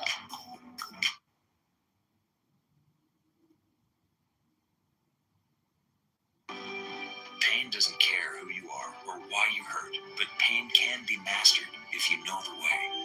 Fight back with Tiger Balm's legendary herbal power. Trusted for over 100 years, our proven blend of camphor, menthol, and essential oils tames pain with the strength and speed of the tiger, so that you can rise above pain and get back to living. This is the way of the tiger.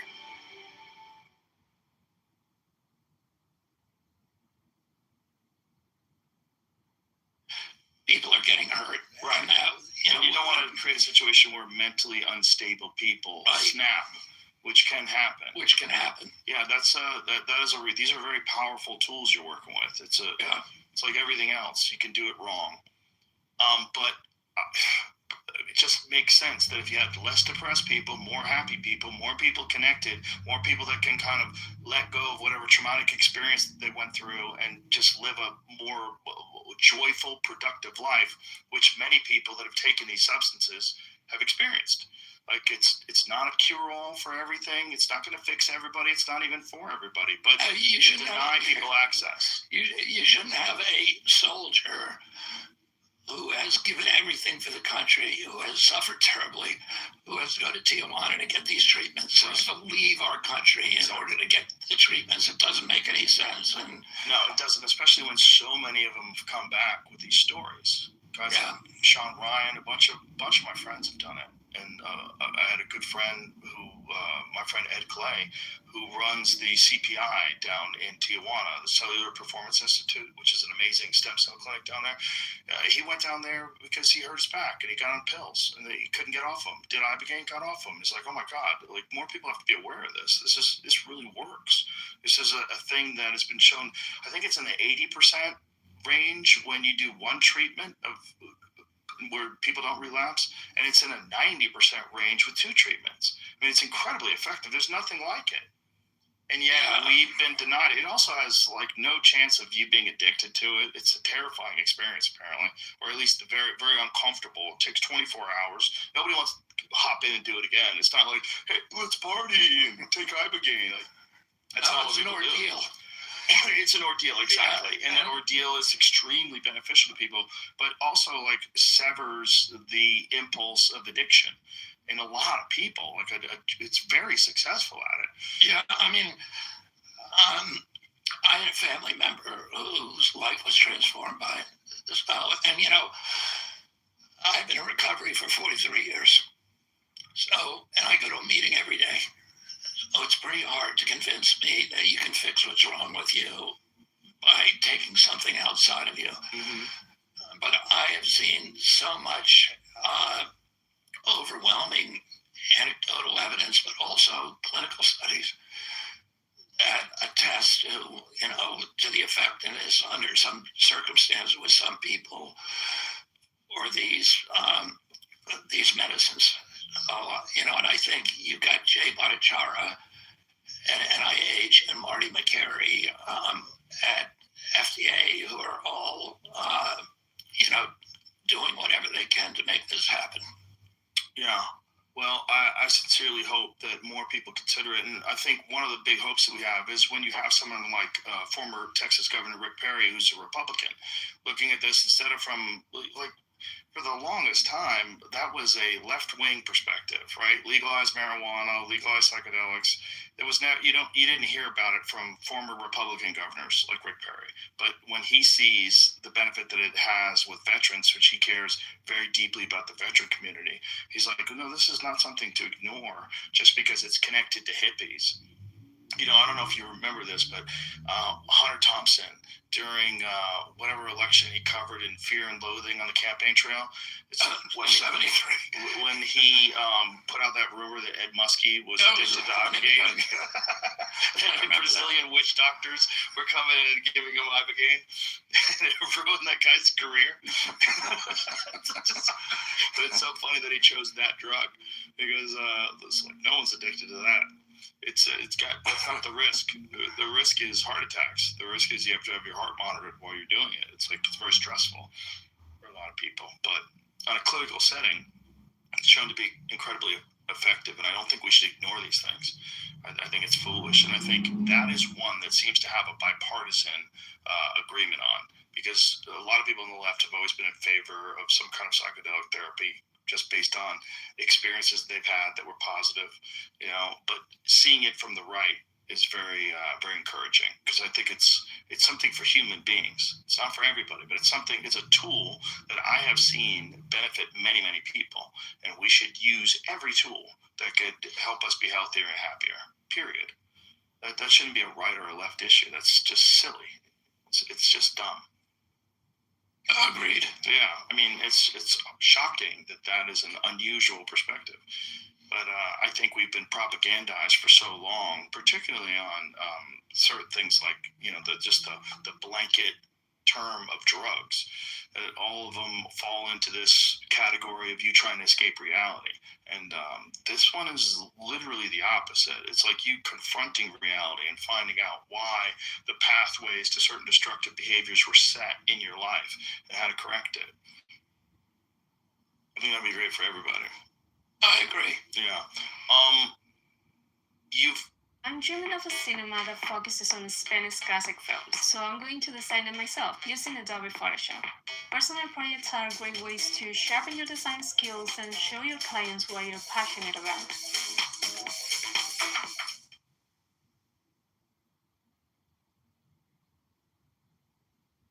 Searching for my turtle's head is one of the scariest things possible. Not only do I have to worry about him taking my finger off, I could also potentially crush him with one of the rocks. My turtle is able to fully submerge himself underneath the sand, and the only way to find him is putting my entire hand in his fish tank. As you can see, he's a very, very messy turtle, so every week I have to risk my life trying to clean his aquarium. And I think I've found the little culprit. This turtle species can swim up to 15 miles per hour, so you're about to see him absolutely bolt. But after finding my little turtle, we were able to fully clean his fish tank, and you can see that he's a happy, happy turtle.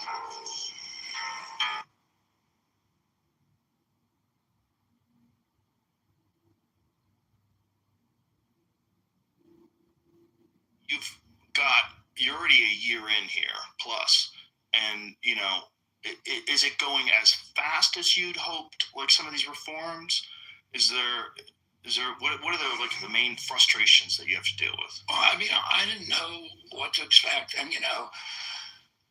I didn't know when I came in. I didn't know the president that well, so but from the beginning, he was empowering me.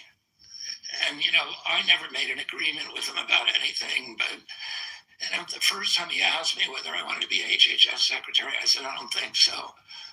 I wanted to do something. I wanted to be maybe a health czar in the White House. And then I thought about it for a while and thought, no, I really won't be effective unless I'm in this agency and can actually, get into the weeds and has 82,000 employees and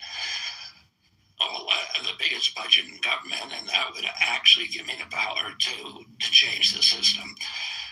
And so then I went back to him and I said, I want HHS, and he said, fine. And then he allowed me to appoint all of my agency heads, which no president has ever done with an HHS secretary in history. He allowed me to appoint Marty McCary, choose Marty McCary. At FDA, Jay Bhattacharya, Dr. Oz, and CMS, and everybody else below them.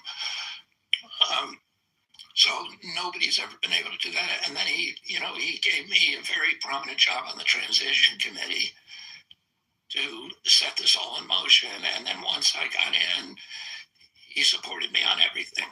And that, I think, was allowed me to do things more during. I think. I mean, I don't want to sound like, vain or something, but because of the great team that we have and because of the support of the president, we've been able to accomplish more in 1 year than I think any other HHS secretary has done in history in 4 years. Oh, I'm pleased with what we've done, but there's still, it's it's 20% of our economy. And so it's a huge agency, and there's, it's in everything, and there's a lot to do, but I think we're moving really fast. So, better than you'd hoped? I would say, yeah, if you put this on the table and said you can have this at, the first day I got into office, I would snatch it off and say, I'll take it. But I could only imagine staring at that mountain when you're at the foot of it and realizing what a climb this is going to be. But that's not how I approach it. I just did it one thing at a time. And there's something to fix every single day. And I have the smartest people in the country working with me. And, we meet every day, me and Oz and Jay and Chris Klum and Marty. We have a meeting every morning, and we talk about what we're doing and about where we need to help each other. And, it's a very, very congenial team. We all feel like family with each other, and we vacation together. And, I think because of that, in former times, the HHS secretary has always been at odds with his departments. And, under Biden and even under the previous Trump administration. Why do you think that was? Because I think part of it is personalities. They're all kind of, alpha people. They have different ideas. And, um, and then I don't know. I mean, I think a lot of that is just personality and struggling uh, for power and influence and all of that kind of stuff. You want to run your own agency, and you don't want interference. And but we've been able to do it in ways that are very, very collegial. I wanted to ask you about pesticides. So, what was the recent ruling on glyphosate? That was an EO, which is an executive order from the president saying that we're going to make the ingredients for glyphosate in this country and for elemental phosphorus. And I've spent 40 years fighting pesticides. I was part of the trial team on the Monsanto case, which was the team that, we won 3 cases in a row and then got an $11 billion settlement with Monsanto, which is now Bayer. By the end of our trial, Bayer owned Monsanto.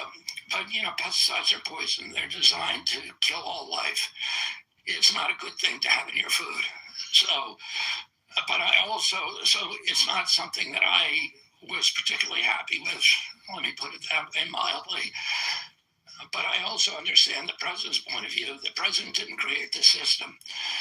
He's dealing with a problem that was created long before, over the past 60 years, when through federal policies and subsidies and the management of farming in this country, the agricultural management, we have addicted our farmers to these pesticides, and particularly glyphosate. Glyphosate is the foundational pesticide of our food production system. So 97% of corn in this country is produced with glyphosate and can't be produced without it. 98% of, you could do it, you could change it. There's organic corn producers in this country. It's like 3%. 98% of soy is produced with glyphosate. If you ban glyphosate overnight, or if you got rid of it, or if somebody else cut off our supply, it would destroy the American food system. And how crazy is that statement? The American foods, the entire system is based on using poison. Right. The farmers don't like it. Let me just explain what the EO did. Right now, according to the industry reports, 99% of our glyphosate comes from China. Oh, the Pentagon and others said this is an extreme national security vulnerability, that China controls the U.S. food system. We can't afford to let that happen. If we got in some kind of tangle with them, they could literally cut off our food supply overnight and cripple the country. And so that's what the president was responding to. But we all know we've got to transition off of glyphosate. We all know that. And the farmers hate it. They're now starting to see these chemical-resistant weeds, so that can't be treated with glyphosate. Now it's predictable. They hate the inputs. It's cost them a lot of money. 3, the foreign countries won't allow them to export. Like Europe doesn't allow, most European countries don't allow the export of our crops to their countries. Well, how are they doing it? They use less glyphosate than we do. ZipRecruiter. 4 out of 5 employers who post on ZipRecruiter get a quality candidate within the first day. Really? Yeah. The right fit awaits. Meet your match on ZipRecruiter. Try it free.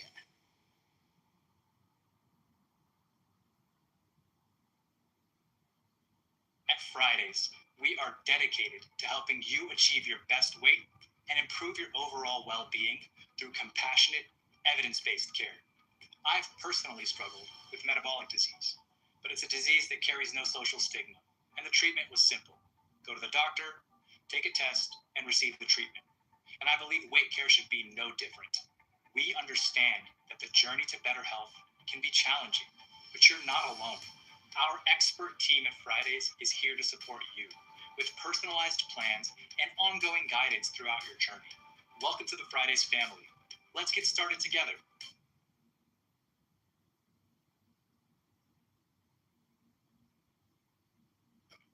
But they use some. They use it, but our system is all Roundup Ready corn and Roundup Ready soy, and so they don't use it like we do over here. Ideally, that we would transition away from that, right? Yeah, and it's also they know it's destroying their soil, and they're all suffering from runoff. It destroys the microbiome in the soil, and because of that, the soil can't. You don't get water infiltration in the soil, and so the soil then runs off, and it's destroying their farms. It's not sustainable. Everybody knows that. We had Will Harris from White Oak Pastures on here, and he showed us the literal line in the river between his organic farm and the next door neighbor's farm. We could see this clear line where all the runoff is going into the river. Yeah, but Will Harris will also tell you the same thing that I said, is that what he did is very hard, and it's not 20 years. What? Took him 20 years. It took him 20 years, and it's not applicable to every farmer. And right. He understands the problem too. We all understand that this is a huge problem. So the president was dealing with national security, and they did something that I really don't like, which is to support. There's a lawsuit that's now before the Supreme Court, but in the lower court they supported. It is asked for federal preemption.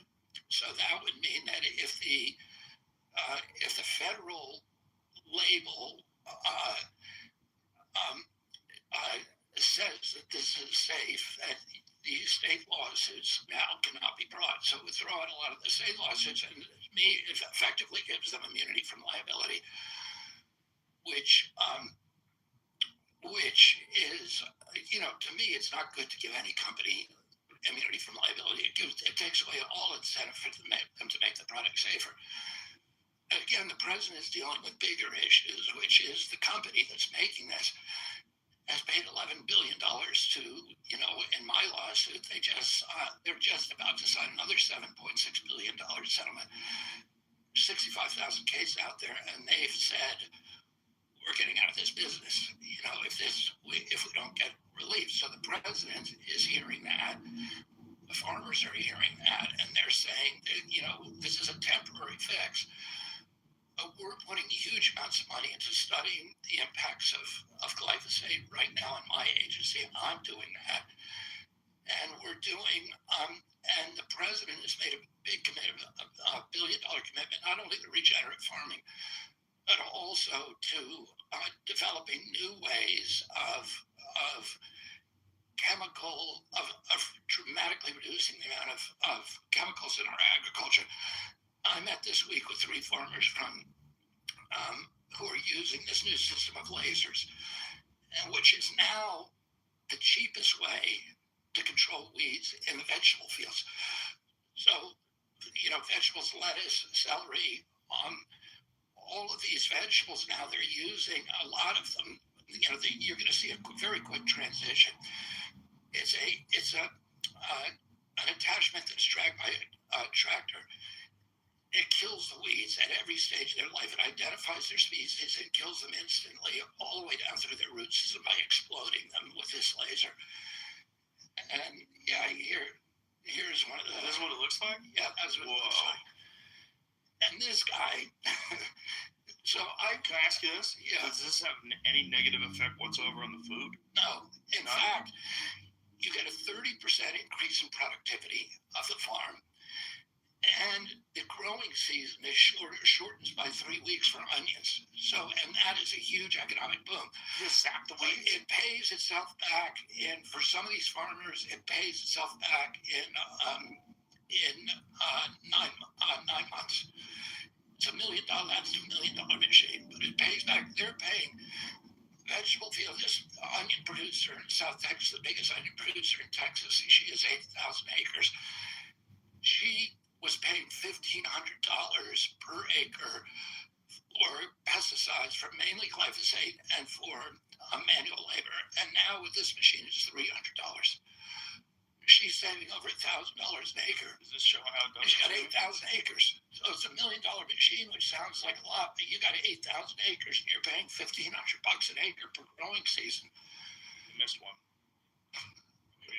And now they're making them on drones. Maybe it was a crop. Yeah. Interesting. There's all these kind of new, exciting technologies that give us a light at the end of the tunnel to transition, and it could be very, very fast. What the president wants to do is accelerate that. He says, yeah, we can't allow. Stephen, this credit improvement success rate by Credit Karma is stunning. Oh, yeah. It's an elegant way to show you use Credit Karma to learn about the factors affecting your credit and how to get your scores from fair to flare. Ooh. Download Intuit Credit Karma for free and start successorizing your credit today.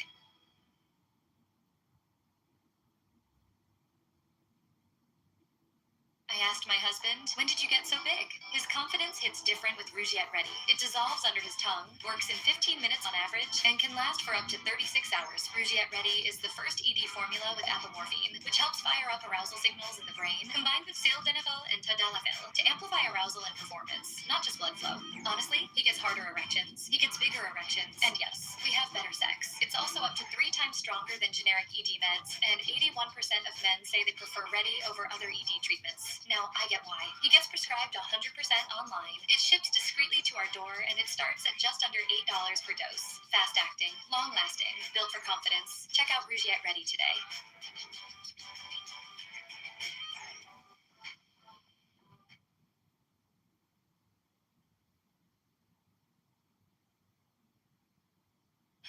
The company to go bankrupt. We can't allow foreign interference, but we got to get off of this stuff. We got to give these farmers an off-ramp so that they can get off it, because they don't want to be on it.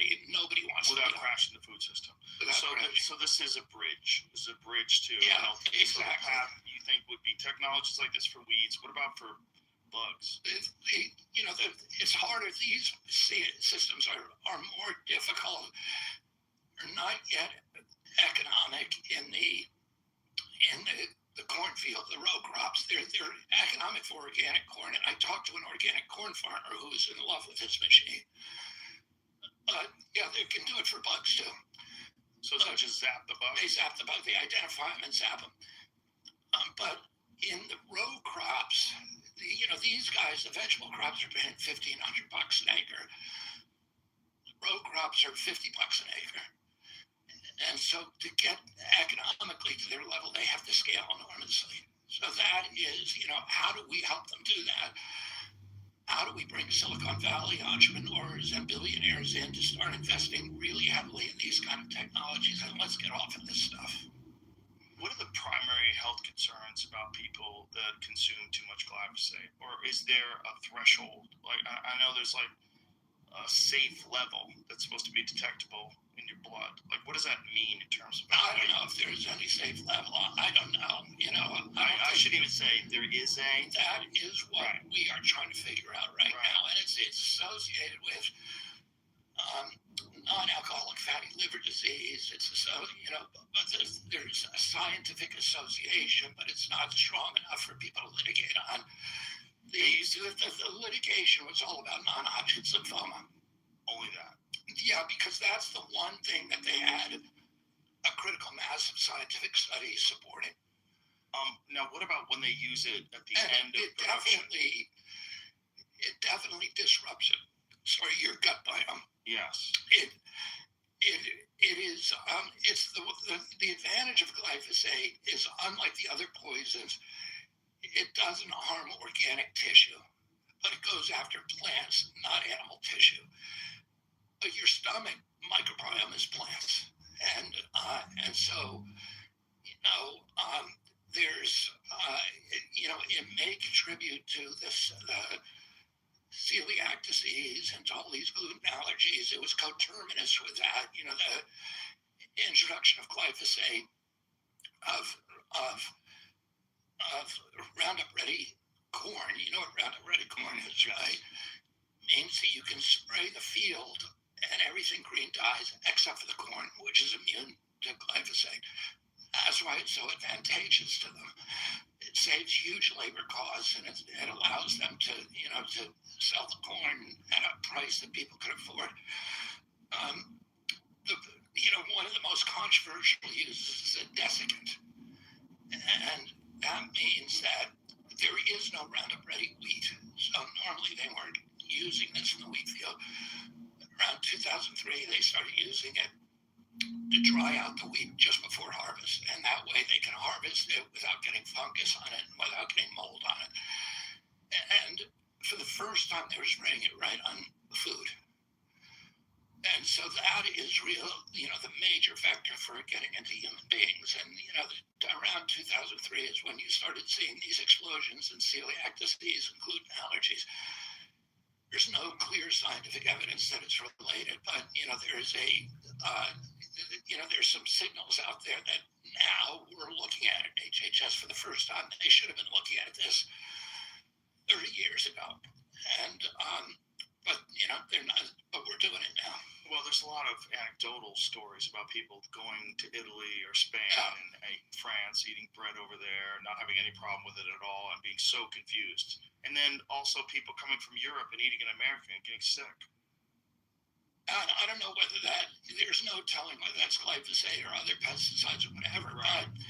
But it's I have a son who had chronic eczema from when he was a kid, a disease I never heard of as a kid, and everybody's got it now. And he would get it any time that he ate spaghetti or bread or, and he went to the University of Bologna, he went to Brown, and then he took a year at the University of Bologna, and he ate spaghetti 3 meals a day and had no problem. And so, and you hear there's hundreds of stories like that we've all heard. I feel different when I go to Italy. When I go to Italy and I eat over there, I feel different. I feel different if there's a restaurant that I called Gaetano's in Las Vegas and Henderson, and they use all Italian flour. They import it all from Italy. It tastes different. It feels different. You don't feel terrible after you eat it. Something's wrong with our food. And everybody knows it. And the fact that it's become a left-wing or a right-wing issue is one of the dumbest decisions we've ever made as a country. And I know that a lot of it is, again, a lot of propaganda, a lot of these narratives trying to push people into thinking that things aren't dangerous because right-wing people believe in them, and then it's nonsense. And it's just, I don't know what that pathway is when you're dealing with monocrop agriculture and you have these enormous farms and you say 98% is based on glyphosate use or whatever it is. Like, how do we get those people to ultimately transition? And if they do, could they even produce enough of their product to stay viable? I can tell. I mean, I've met with over 100 farmers in developing the food guidelines, our team. And, I've been doing agricultural issues for 30 years, and I can tell you. My number one mom hack? Building credit stress-free. With the kids and everything else going on in my life, building credit was just out of reach for me. Until I found Self. I opened up a credit builder account so I could build credit and savings at the same time. Now, I don't have to worry about an emergency fund. The best part? Self has the options for you. If you're struggling to qualify for a credit card, you can gain access to one through Self. Or if you want a free way to build credit, you can also report your rent payments. Seriously, this app is a keeper. Go download Self now.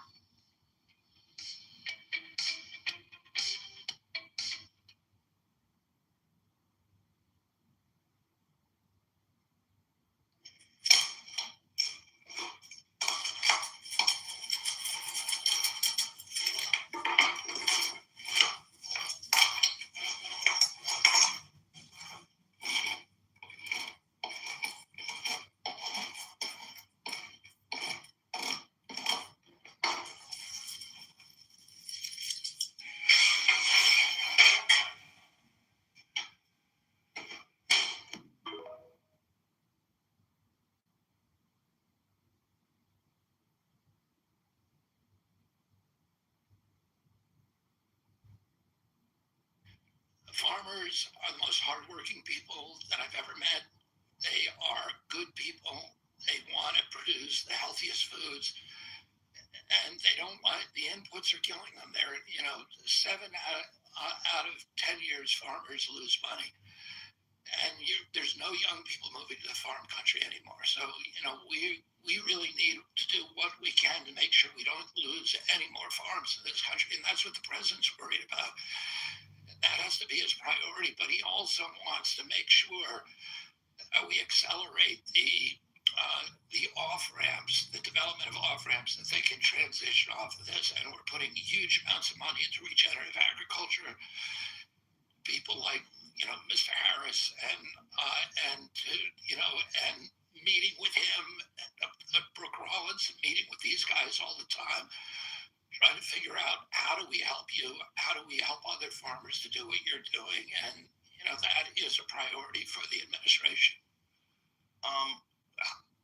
Do you envision a real possibility of a country that is all regenerative agriculture with no pesticides? Is that even possible? That we could get to a point, whether it's a decade from now or 2 decades from now, where we've completely eradicated the uses of these harmful chemicals? I mean, I think that's going to happen. I think technology is going to allow that to happen. But you're going to have a lot of robotic farming happening, and that's another question. But that's robotic with these lasers. Is essentially what you're doing. Yeah. So that would be you're going to have drones doing this. Mm-hmm. You'll have drone swarms over farms killing the insects. What about industrial fertilizer? What would be the solution to that? And that's a little more difficult, particularly in some parts of the country. You need nutrients in the soil, but there's ways of growing, and Harris has shown this, where you can dramatically reduce the amount of petroleum-based fertilizers that you're using. Dramatically, almost eliminate them. Sure, but the scale of his farm and the scale of production in comparison to these monocrop agriculture places that produce corn, I mean, these people are dealing with enormous amounts of crops. The question is, could that be scaled regeneratively? Could you get it to a point where you have organic farms only? I think with technology, you're going to eliminate a lot of the pesticides and the herbicides. I think it's going to be much slower when you talk about fertilizers. But is there a pathway for that? I hope so. But you haven't? No. She's so far off?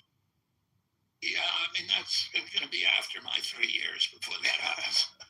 Do you, if someone else wins and they want you to stay, are you going to stay? Do you have a thought of that, or do you want to do as much as you can in 4 years? Well, whatever happens, because you can't tell what's going to happen in the election, and I'm going to act as if I got 3 years to do everything. And if I, get more time, then I would probably take it. How many days a week are you working? Well, I work. I'm working. When I'm home, I'm working. It doesn't stop. It's just your life. And then we have a president who has, never stops working, and he's up till 11, 12 at night, which you can get a call. At that point, yeah. He says, "Were you sleeping 2 o'clock in the morning?" Yeah, no, of course not. I was working. Oh, he's an interesting guy to work for. Yeah, he's got a lot of energy for it. He's got an incredible amount of it. I've never seen anything like it, and particularly with the food he eats. Yeah. I don't know how he's still eating mostly. I've never seen it. Well, let me put it this way: when he's on the road, he eats like fast food because he trusts it. He doesn't want to eat in some local place where he gets food poisoning or something. But when he's at home at the White House or Mar-a-Lago, it is it's all like locally sourced, incredible food. Oh, that's good. So he eats well. But he still drinks. Dana White told me that he's known him for 20 years and he's never seen him drink water. Just drinks Coca-Cola. What does he drink? Diet Coke, right? Coke, yeah. Doesn't he? I just had Michael Mouse in here. He was talking about how he got off aspartame and how his brain fog just completely cleared up. He's drinking Diet Coke every day. That is a really sleazy saga about how that got into her. We talked about it the other day. We brought it up. It was Donald Rumsfeld. Yeah. And there was a really good FDA commissioner back then named David Kennedy. No relation, but he was a guy from Stanford. I think he was the president of Stanford for a while. And he was really good, had total integrity. He was like David Kessler, another really great FDA head, and he banned aspartame, and Rumsfeld came in there and just overruled him. Rumsfeld had owned Searle, which was making it. That's how it worked. Well, that's why this time with you in office has been encouraging. I mean, you doing the things that you wanted to do was, to me, the most interesting thing about this administration going in, because I knew your conviction. I'd read your Fauci book, and I'm like, if anybody could do something about this, it's you. And I'm kind of amazed at how much you have been able to do, and also, watching the struggle, the difficulties of getting things pushed through that should have been pushed through easily with rational thinking. It's a fascinating time because we are in a time of change. Some of it's good, some of it's bad, but we're definitely in a time of change, and that's not something you can say about every administration. It's definitely not something you can say about everybody that's been the head of the HHS. You're the first guy that gave me hope when you got in there. I'm like, okay, maybe we'll see some meaningful change with some things that are really important for people's health. I think we're doing it. I think you are. I think you're doing it.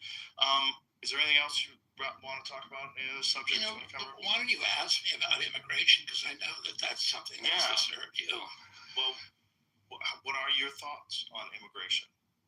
On what's going on? Well, here's the background. My kind of assumptions. During the last 10 years of his life, I worked very closely with Cesar Chavez. I worked with, he had two issues. He had pesticides, which were a huge issue with him, and that's what I worked with him on the dangers that, his workers were experiencing from pesticides. And the other issue he had was immigration. He wanted to shut down the border because he saw the way that it was impairing this huge influx of illegal migration across the border. It was impairing his ability to get to bargain, to leverage good wages and conditions for his workers. When I grew up, the Democratic Party was against immigration, and it was the Republican Party who wanted it because big corporations wanted cheap labor. The Chamber of Commerce was firmly embedded in the Republican Party, and they were all about open borders. Today, the Chamber of Commerce is with the Democratic Party.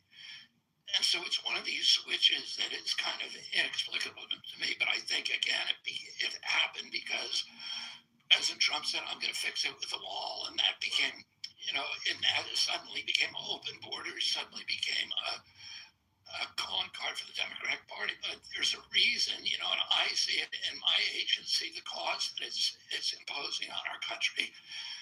And on healthcare. Diminishing healthcare for Americans, and housing and jobs, and all of these places where it hurts that we need workers in here, and we need legal immigrants in here, but they should come in legally, and every country has to do that. President Trump ran on this issue. He ran that he's going to enforce it and deport particularly the bad people. This is what you don't hear.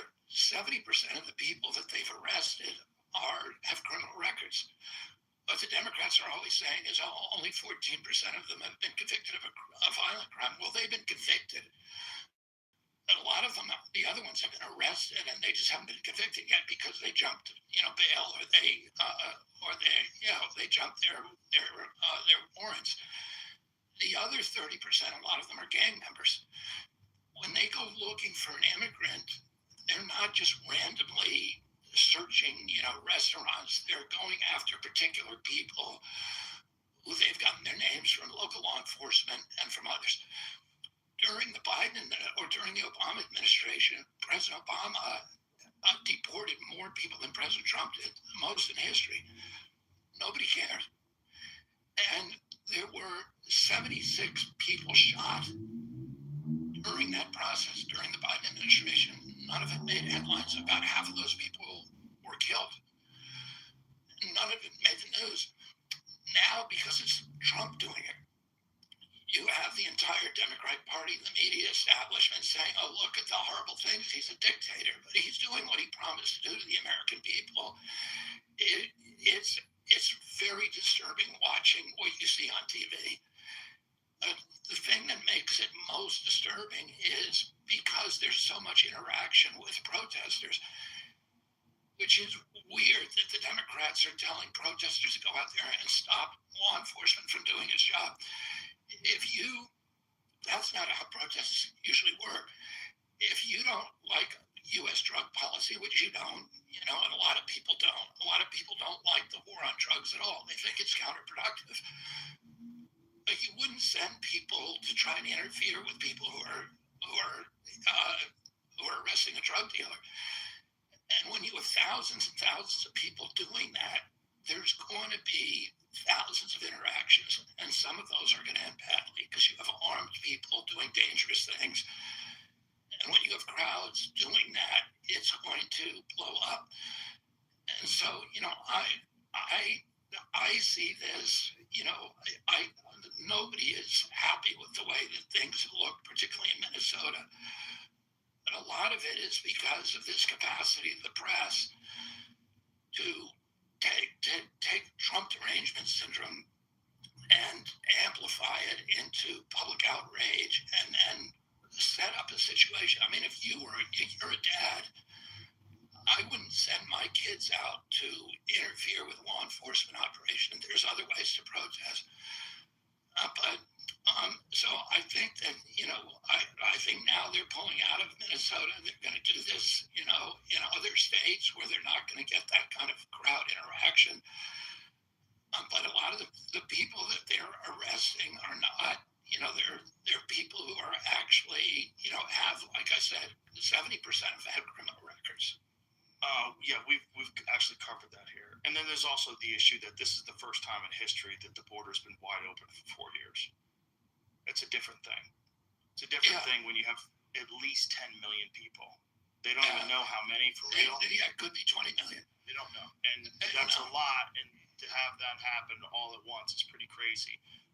What disturbs people is, again, obviously these violent interactions. What should disturb them is that these are not organic protests, that these protests are organized and paid for. And that's crazy. When you find that out, and you find out that people can actually be paid to protest, and that they provide them with signs, they tell them what they do, it's organized, they have signal chats.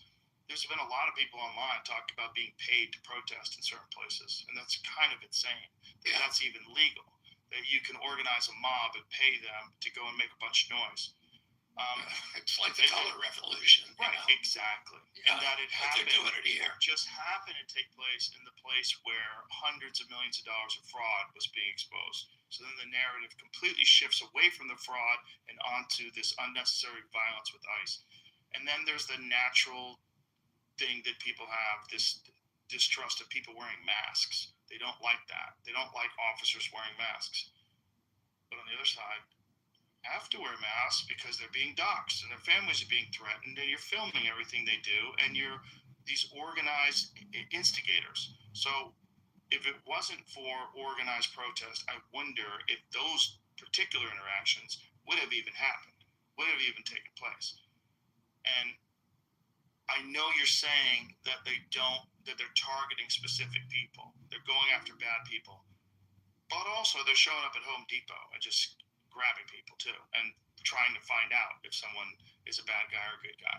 So there's probably a lot of people that are just people that got duped into coming to this country thinking they're going to be welcomed, and then they come over here and they're trying to get jobs, and now they're getting arrested and deported. It wasn't their fault that they were encouraged and brought into this country, but they did break the law, and I understand that perspective. But it's kind of insane that no one is pointing the blame at the fact that they let at least 10 billion people, or 10 million, people into this country over the last 4 years, at least being charitable. It's kind of nuts. I was down at the border, and I was during my presidential campaign. I went down there and went down a bunch of times. But the first night I went down there to Tucson, and I couldn't believe what I was seeing. It was like the Boston Marathon, the beginning of it, just the sheer number. And they were, they all had it planned. The cartels were all, running the whole thing. They were advertising all over the world and bringing people in. And everybody was, the Border Patrol was completely demoralized. They were told, don't arrest anybody. Just fingerprint them. If they're a criminal, turn them back. But most of these people, they couldn't figure that out, and otherwise put them on a bus or a plane to anywhere they wanted to go in the country. So it was just. And at the same time, you have legitimate people that are doing it the right way that have to go through a long and difficult, lengthy process to attain citizenship and to come here, or get a green card and come here. The whole thing was crazy, and that. One of the complicated issues that you have now, a bunch of sanctuary cities and sanctuary states.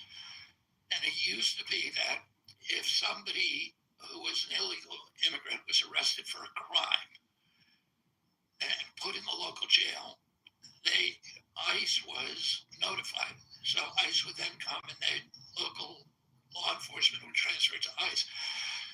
In the sanctuary cities, they don't do that. They just let them go. And, it's not. How is that legal? That seems insane. That seems like it's a violation. It was never a law. It was just a policy. The law enforcement always cooperated with each other.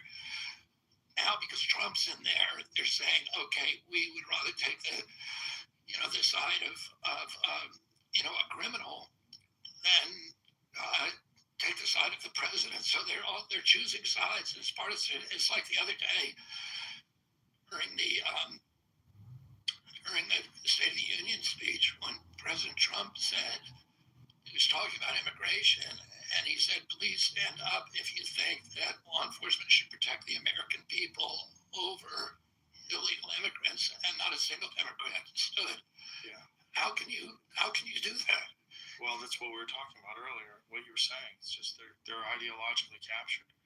Yeah, I mean, that should be something. If you want to be taken seriously, you're a reasonable person, you would stand up for that. Yeah. Yeah. It really disturbs people when you see masked people grabbing people, arresting people, and a lot of them turn out to be American citizens. Yeah. That's part of the problem too. But I did look at a chart recently because I thought it was fascinating. The number of American citizens that were arrested, what percentage during what Obama did versus during Trump. It's actually, I think, higher. More American citizens were arrested during this Obama thing. You just never heard about it. Also, if you hear Obama talk about immigration, if you hear Hillary talk about immigration, or if you hear Bill talk about immigration, you would swear they were running for president as a Republican. Like, if you listen to the things they were saying back then, it was very much the Republican perspective. Well, that was the Democratic Party always was against an open border. Yeah, Bernie even said it's like open borders that's a Republican idea. They want cheap labor. Yeah. So, all right. Anything else before we wrap this up? Listen, thank you very much for all your hard work, and it's very exciting for me to have someone like you doing what you're doing, because I do know that you really want to push for meaningful change. It's genuinely going to help. And I think, so far you're on a good path. So I hope we can get all the other stuff done too. Well, thank you, John. Thanks for the conversation. Thanks for all of your conversations. My pleasure.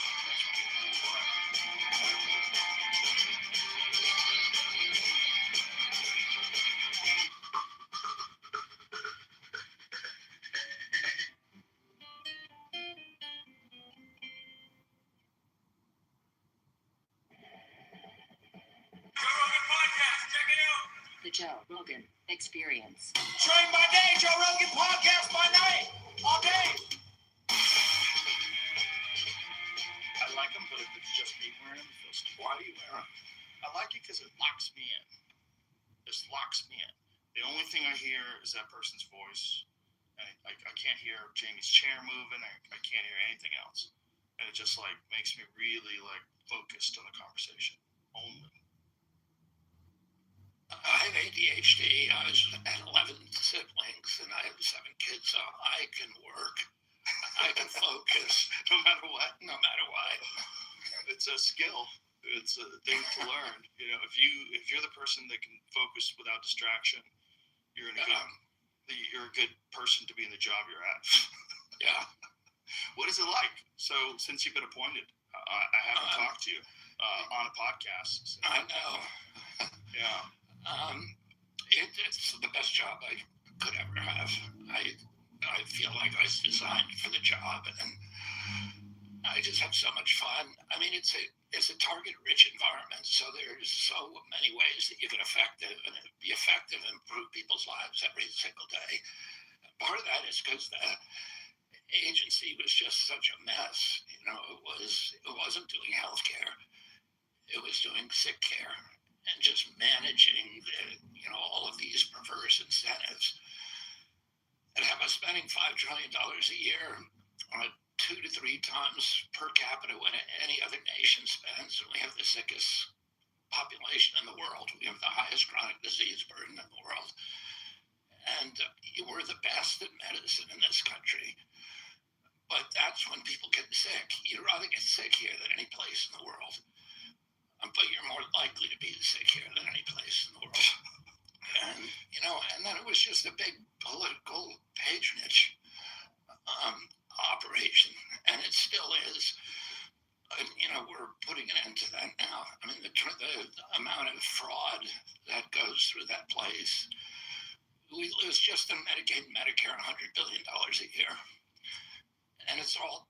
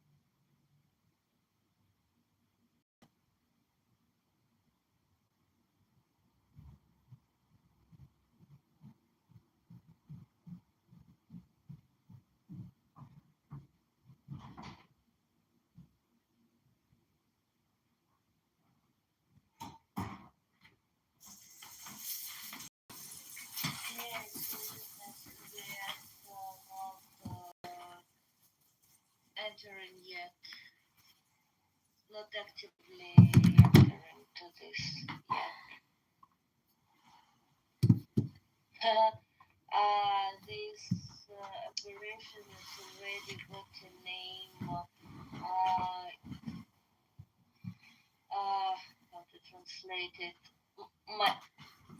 Magenuda. Kind of. How to translate? 1 second, I will check. Will translate. Magenuda. The shield of Yehuda. Yeah. It's not hard to translate. The shield, I just didn't remember the word shield.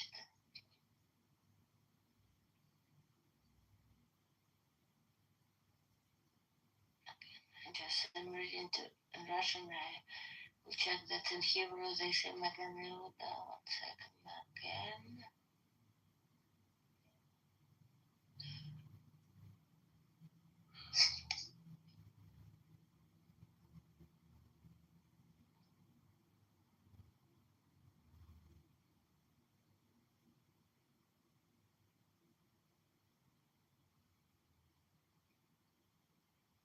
U.S. Air Force is involved in strike exercise. Oh, really? Okay. Well, that's what Al Jazeera says. I don't know if it's true. I read that U.S. Not actively participated yet.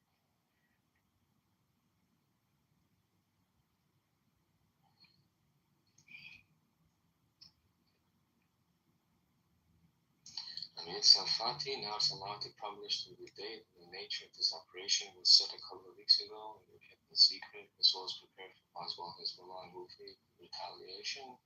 We have a plan for that as well. The United States is finally admitting that it carries out strikes in Iran in cooperation with Israel.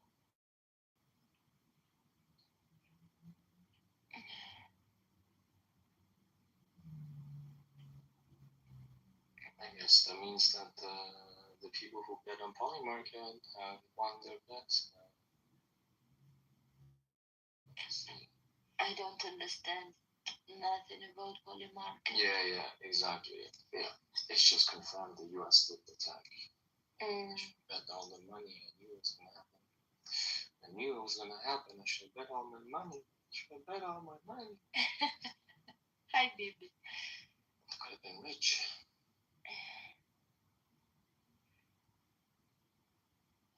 They didn't let me sleep. Oh.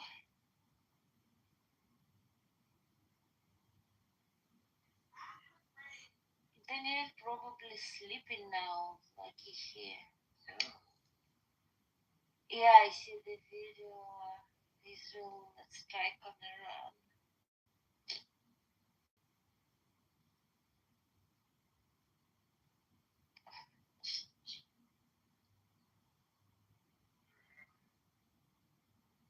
So it seems it's not Israeli instigators, like Israel and the US at the same time.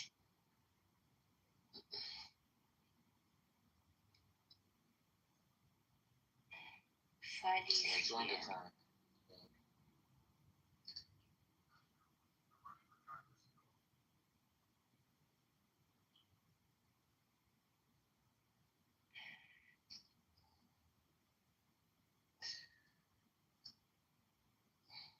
It's not really good that there's like many rooms.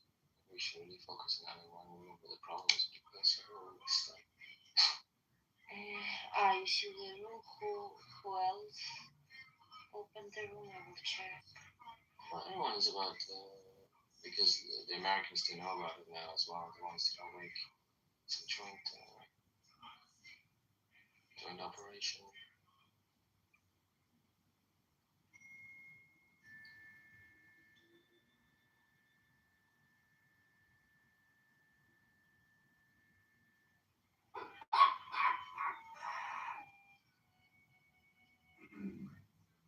Misty Fancy debate room.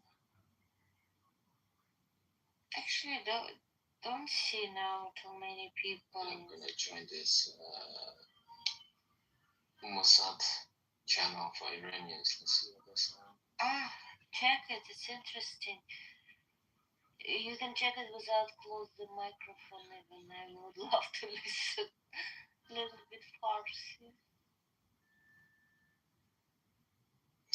We have set up a super secure and special Telegram channel for you. Together we will turn around to its glorious days. Share with us photos and videos of your just struggle against the regime. And more importantly, take care of yourself. We are with you.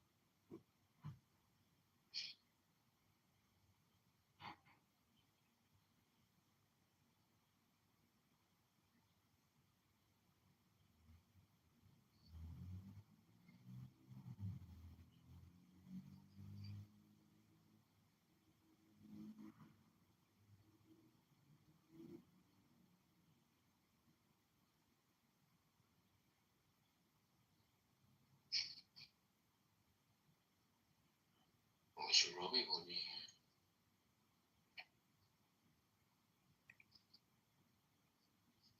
You know who is India? Hi, India. No.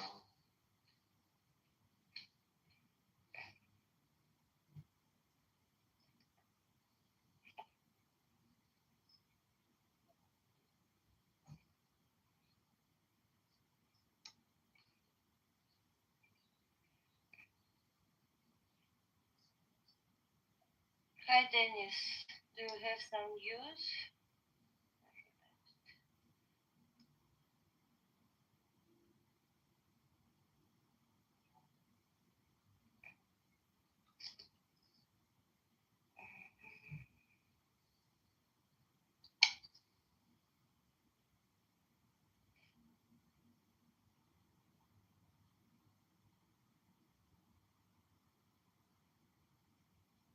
Oh, that girl was killed. That you know that was oh my God! I didn't know that she was killed. That girl, you know, lately on Instagram I see the Iranian girl who's singing all the time.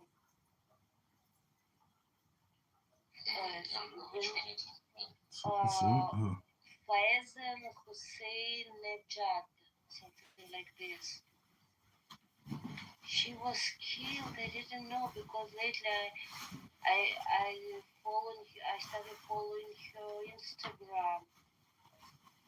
Oh my God, it's so sad. Shot and killed by the Islamic regime on January 9th for talking to the street of. Oh my God. She was so amazing. My messages are not going. I think they cut off the internet and they're not going to see it.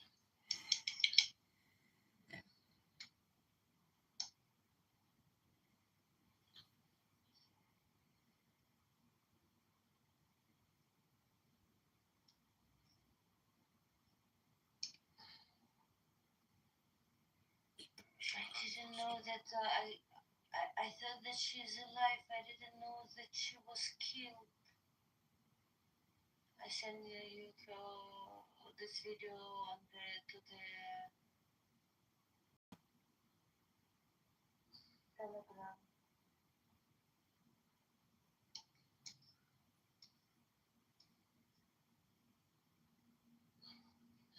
Messages are not going through.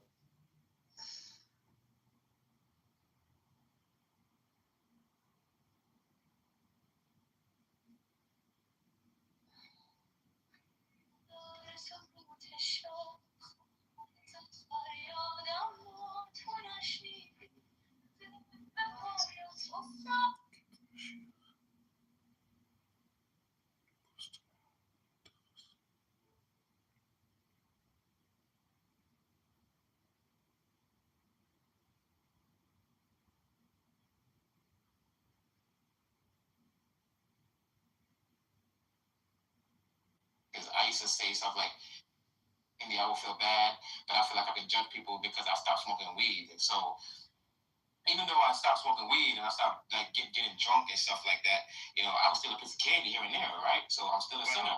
You can't take the position, Maggie, that you must be sinless to pass judgment on people. That can't be what the scripture is teaching. I know. No, I mean, and when someone that is what the scripture is teaching, because once we stay in our sins, it's like if you ask me this question: do you believe you can receive salvation or be saved if you die in your sins? Yes. I believe that. You said yes? Yeah. Well, I certainly believe that. Yeah, because in the Bible, nobody died in their sin. They was forgiven. David killed. He killed the man's wife and took her, right? And before anything and what he did, even through everybody that, as far as prophets, they were sinners. They was never able to commit the things they committed unless they was cleansed.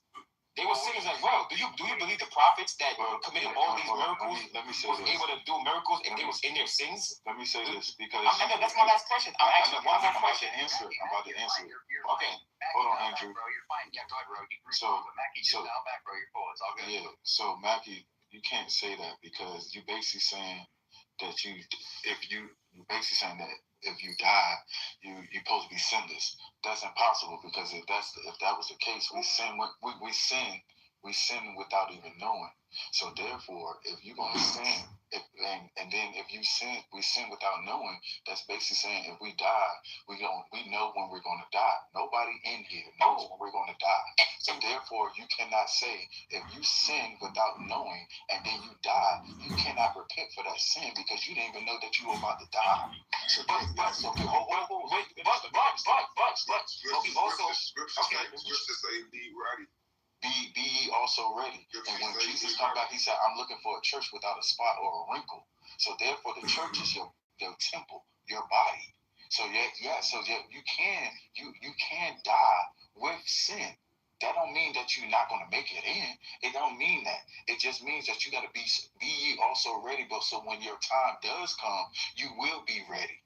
That's why you have to pray and you repent daily. And God's grace and his mercy is renewed daily. So you don't have to worry about all of that. But you see what you just said, you contradict yourself by saying I'm not contradicting. Can I speak now? Go ahead. All I'm saying is that being that you said without knowing, right? Whose fault is it? Knowing that I didn't know no better. But this is where it comes where you get the word, And I believe that Jesus will give everyone time enough to be ready, like you said, to get the word. Because like I said, I always believe that I was always had a spiritual connection, right? So being that there were certain things we all accustomed to based off generational, whether you by the food you consume, by whether the path you follow, and then you realize you always try to find a different path because we look for answers. It's like trying to solve a problem. It's like trying to figure out life, and you're trying to figure out whatever you're making the same mistake. You didn't know no better, but at some point you will learn oh my God, I didn't know that I was making the same mistake over and over and over, unless you're just one of those person that just continue to make the same mistake and thinking it's going to be a different result. And what word is that? You know the word when you keep making the same mistake to look for a different result? What word is that? Insanity, correct. So I believe that even though a person can live in insanity, it will come to a point that they would notice that, you know what? Maybe doing the same thing over and over is going to work out. And that is Jesus. Meaning, with Jesus, you do know with Jesus, anything is possible. You can do anything with Jesus. So again, brother, the reason, like you said, the reason we pray every day, what's the whole point of praying every day if you're not going to try to follow all of the laws? That's the whole point of to be sinless. Let me say this. Everybody doesn't know the word. Listen. Your question was, can you make it in if you commit sin? A lot of people don't know the word, but they still live a righteous life. That's true. That is true. So therefore, how can we condemn somebody for something that they don't know that they're doing? And again. And I did say, I believe in my heart, right? No matter who you are, no matter how much sin you commit, right? There will be a point in life where Jesus will come to you and say, hey, brother, I understand you've been doing that. I don't know how we come to you. I don't know. Everybody got different connection in life. But all I'm saying is there's some point, like you said, with that spiritual connection of being, like you said, you can have a good heart, but that don't make you a good person. And we all can agree on that. And all I'm saying is at some point, at some point you do get the word. Because like I said, I never had the word. And that's why I was always confused within to believe whether if Jesus is black or white. You know what I'm saying? No, because when I grew up, right, in a cultural home, let me finish. When I grew up in a cultural home, right, when I seen the fact that Jesus was a white man, you know what I said to myself? If that's what God wants, then that's what God get, and I believe. You understand me? But now I come to a different understanding to say, you know what? Something is wrong. Something don't feel right. So instead of that, I started blocking Jesus out of my beliefs, right? I would just Yo, K9, stop talking to me, bro. I got you, brother. In the corner right now, K9. Yo, K9, stop talking to me. What I wrote in the text. And I'm glad the replay is on. That is the devil. Yeah. And all I'm saying is that, you see, what you're saying is, being that we don't know certain things, we would know certain things with Jesus, because like I said, with Jesus, you can do anything. And with Jesus, you can be perfect. So to be perfect, you have to be sinless, okay? Yeah. And I do not believe anyone can be to make it salvation if you're not sinless, knowing that you got the word. That's what I'm saying, because if you don't know, then I can understand that. But I don't believe Jesus will let everyone die without getting the word as far as just being spiritual. The only person that did that is probably babies. That's why they said only who God look for fools and babies and whatnot. You know what I'm saying? And I don't believe even the fools don't get the word. Only a baby would sit there and all that is a reason behind that. It's like saying Jesus like, oh, I don't want you. It's like Jesus would know a spirit that come in this world, because it's not our fault we're born because two people decide to have sex, and it's still God's plan to bring that baby in this world. But I believe that the people distribute the gas masks and take care of the shelters and all that. For Homeland Defense, we don't have it in the U.S. We've never used it. It's not like Israel. Right. Well, I remember as a kid growing up in the 70s, we used to hear on Tuesday mornings, I think at 10:30, the sirens. It was like every week they would practice. Did you remember any of this? Sure. You're talking about the atomic bomb stuff? So, yeah. And they had those atomic bomb shelter signs. Of course. It's okay, I'm not listening. I'm in a place that I can't avoid right now. Mother Nature calls. She's right about the geopolitical situation. She was...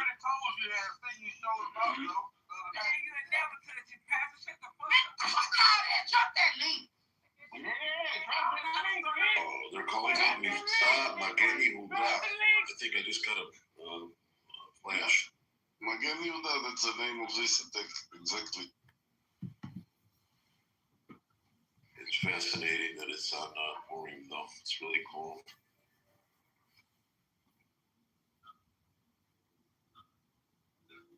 Yeah, it's really something. Sometimes when you read history, you say, what if, right? Like, what if before the Holocaust they just told the Jews just get the fuck out and they all went to Israel? And Israel will have 15 million population today. Or you say, what if it's not Magen Yehuda. No. It's the lion bark. How do you say lion when you say war? It's missing from our crazy prime minister. Lion bark. The lion barking. Come on. Yeah. That's like if you don't see it, live channel. What channel are you watching? French? The lion bark. Shagata. I know, but what are you watching? 12, channel 12. Who calls it that? The opposition? No, all these names is from Bibi Netanyahu. Like, you want to change the 7th of October war, you say Tkuma war. Yeah, the war of the lion. But now they say Magen Yehuda, and now they change it to the Shagata. But Bigla!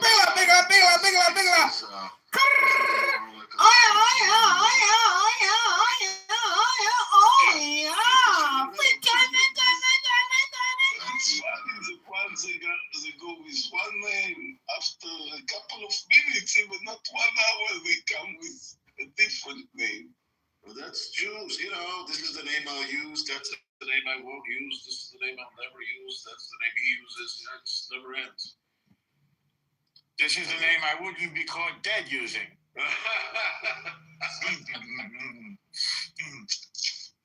They named me for my uncle. I hated my uncle. He's so true. He was a garniff. Oy vey. Oy gewalt. Gewalt. Gewaltig.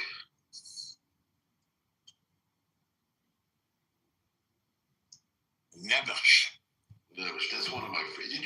Did you ever see that book, The Joys of Yiddish, by Leo Of course. Amazing book. He's got some sequels too. Say what now? He's got some sequels too. Oh yeah, he does. Yeah. He was a school teacher, as I recall. I know. And then he wrote these books. Yeah, he was a Chicago man. He was from the University of Chicago. Ah. So was Saul Bellow. I'm a massive admirer of Bellow, man. Starts off in Montreal, by the way. Yep. And, what did you like that he wrote? Well, my favorite is Humboldt's Gift. I read that, yeah. Oh, it's tremendous. Let me see if I can convince him. There's a bagel guy making bagels here, but but the store is closed, so I don't think he's going to give me anything. I can't get to his attention. God, they look so wonderful and fresh and hot, but the store is closed. It's the middle of the night here. Yeah. Ribono Shalom. What up, Lord? Listen, I read an incredible, it's from the capitalchabad.com. The children have the answers. This is from Esther.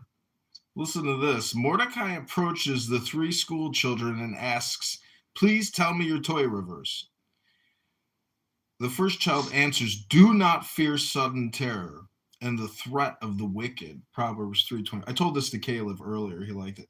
The second child said, you can scheme, but it will be nullified. You may plot, but it will not succeed, for God is with us. Isaiah 8:10. And the third child replied, even unto your old age I remain with you. Isaiah 46. Upon hearing the 3 children recite the verses, Mordecai's desperate and downcast mood was quickly changed to great joy. He became very happy. Curious to know what could have made Mordecai so happy during such a terrible situation, Haman walked over and asked Mordecai to repeat his conversation with the children. These children brought me great tidings, Mordecai exclaimed to Haman. They assured me that we have nothing to fear from your evil designs. Upon hearing this, Haman became furious and flew into a clown house rage. And he said, it is these small Jewish children whom I will kill first.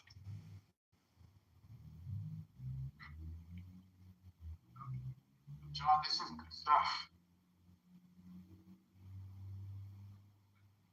Lord, you should be in the theater.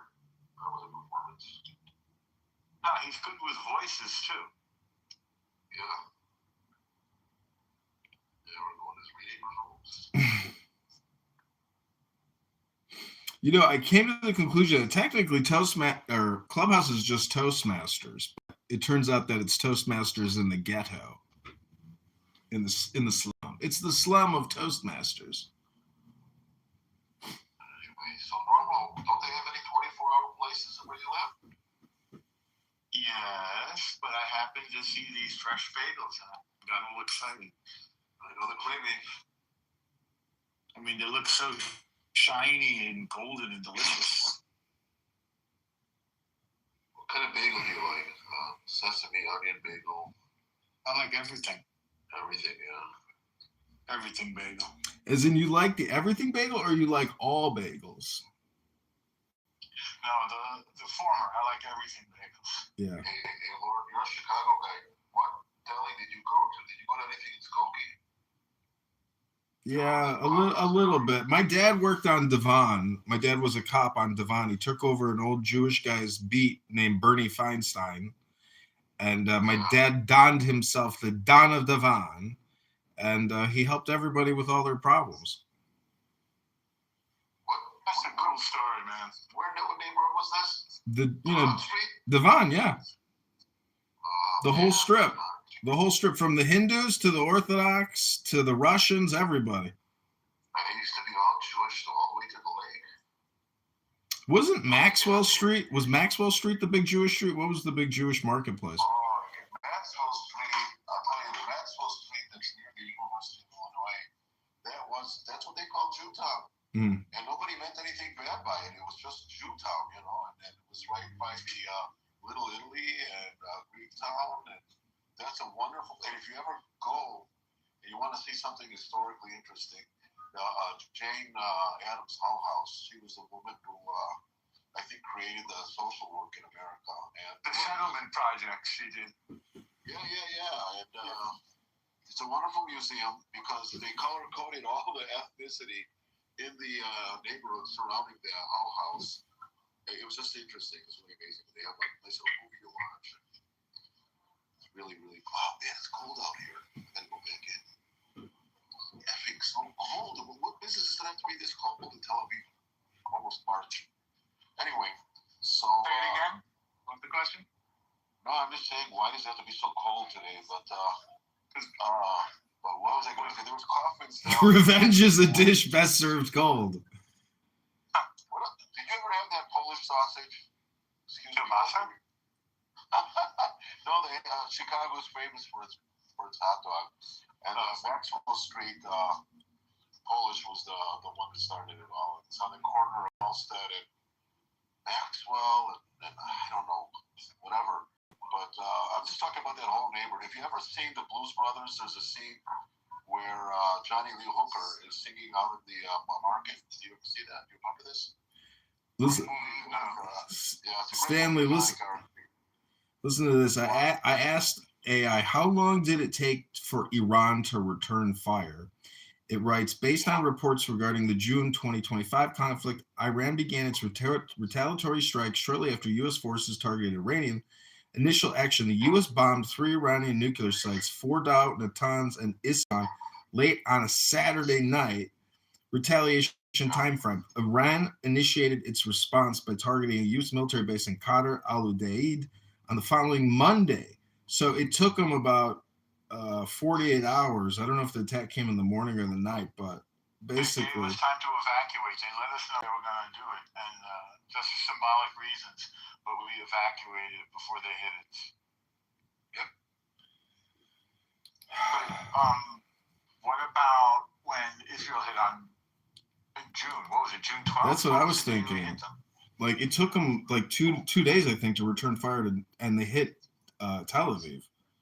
Well, that's exactly what they're talking about in the news analysis right now, is when are they going to respond and how long it's going to take. And I'm expecting that their abilities now are not like they were last war, so it's going to take a little longer. But it just shows their impotence. It really shows their weakness the longer this takes. Obviously, I'm not saying anything. Well, I don't want to, give the kind of horror here, but they got a lot of missiles. The ones that hit Tel Aviv seemed supersonic. Like, they were powerful. They were powerful. I think they were supersonic. They hit the building. They hit the close to the Kiryat, the main military building, and my whole apartment. I mean, I think there was a picture that almost fell off the wall. I was shaking. I could feel it. I'm like about 500 meters away from it. That must have been fun. Are all ballistic missiles supersonic, or no? That's a separate category. I think when it flies in, that's when it hits the supersonic speeds, not, on takeoff, but I think on the descent. I tried to calculate the payload and the percentage of that TNT to the percentage or the total TNT of Hiroshima, of even of a nuclear weapon. I can't remember the exact percentage, but I was surprised at the power of, but the whole thing that, like, those rockets are. Tel Aviv? Yeah. It brought down some pretty big buildings. You know what I learned when I looked it up? Is that they are gravity driven. They go up with rocket fuel. They go up above the atmosphere. Then they come down they're powered by gravity, which had never occurred to me. Right. Is that interesting? Where'd you get that from, AI? No, I just looked up ballistic missiles, and that's what they explained. It's a geometry thing. They go up into the stratosphere, and then they turn and they come down. Strictly powered by videos. Did you look at? Send me if you. I don't want to bother you, but send me a link if. I don't have it anymore. What should I look up? You can go on YouTube and just type in Tel Aviv, Iran missile strike. There's video of it, huh? Yeah. Can you see them approaching? You can see them appear out of the sky like a blink. Like, they're just incredibly fast. Terrifyingly fast. Wow. And then I saw the after effects of Beersheba. Love boxes. If you know what those are. What are those, the DACA boxes? No, they're boxes of apartments in Tel Aviv, during the last conflict. You could rent an apartment for like a nice place for like $1,000 a month, Everybody got the hell out of town. I'm sorry, I didn't hear the beginning of what you said. Could you say it again? I was looking at the prices of apartments in Tel Aviv. You can pretty much, your proximity and your targeting capability is pretty good. Because that first attack that they launched, when it didn't seem like they used those hypersonics, or the ones that go high up. But that Iron Dome supposedly, really took out a lot on that first salvo. I was in Senegal with that first wave of missiles from Iran, and not a single one hit. Mm-hmm. It seems like almost we took them out of the day. I was in the room with Marvin. Remember Marvin? Yeah, Martin. Nice enough guy, but I do not like his political takes. No, his analysis is boring. His political takes are even worse. I don't remember those. Oh, he's got bad TDS. Oh, I didn't know. Yeah, he's annoying like that. He's a what? He's annoying like that. I was reading this interesting story in a military history book, and some lieutenant or some colonel comes up to the general and says, "Hey, we're about to lose the battle. Maybe we should move command, the HQ, across the river." And the general looks at his colonel and he goes, "I think we're going to defend this position right here, bring up the artillery, and launch an attack."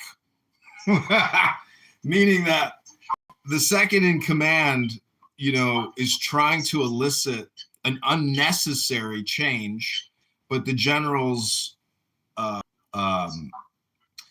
make an adjustment or a prediction for a future event, and therefore they lose the battle now because they're always fighting a future battle and not in the present moment. So they're worrying about the future. Yeah, but the general is in the now. Yeah, load them up. Let's defend this position. Yeah, exactly. It's like, you fucking idiot. Bring up the artillery, you fucking idiot. Shut the fuck up. Get the fucking artillery up here. If we're not moving, we are engaging. That's what, that movie with George C. Scott, Patton? Of course. I watched it again recently. It's tremendous. It is, isn't it? I think Coppola wrote the screenplay, by the way. Really? Yeah. Check it out. I even remember the music.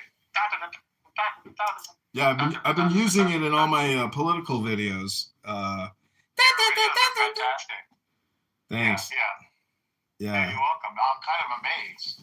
I'm amazed too. Like it looks just like me. It sounds just like me. I'm like, I'm blown away at how accurate it. I even shaved, and I had a little nick on my cheek. It even picked up the scratch on my face. It picks up my hair follicles. It knows that I have long hair follicles from the chin. It's so accurate. It's unbelievable.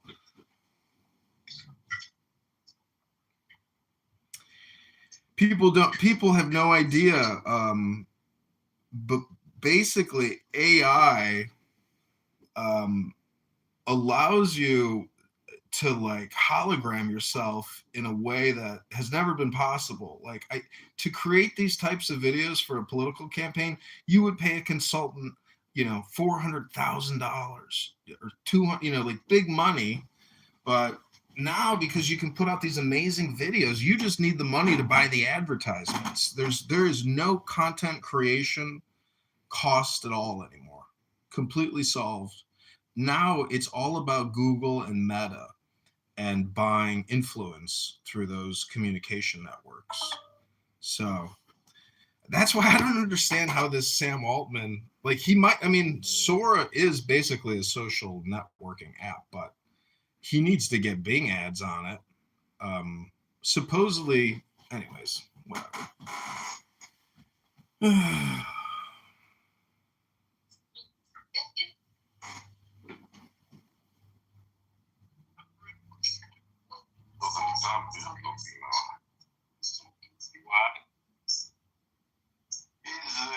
He's saying that they protect American people from the evil of the Iranians.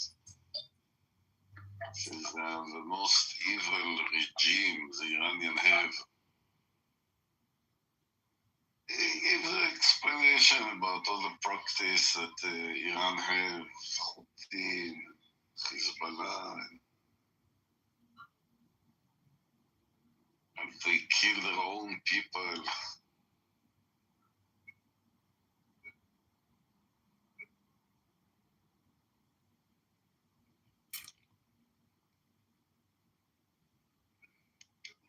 Only come for cheating conversation. They didn't mean really to come for a peace.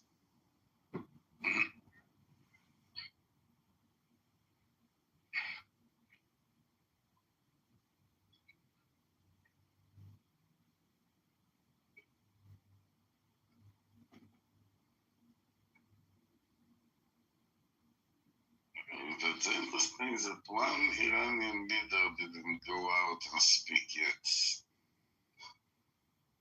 Israelis speak, Americans speak, Iranian, white.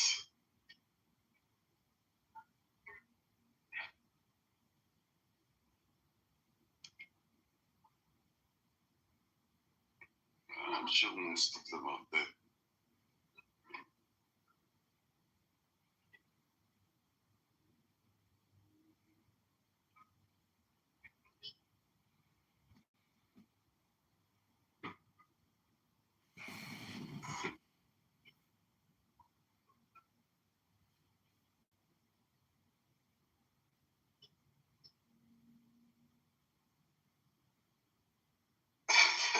I'm thinking. I don't think it will take so long. I don't give it more than a week. I don't give it more than a week, or this war will be over. 48 hours, if they don't send missiles back, it's over.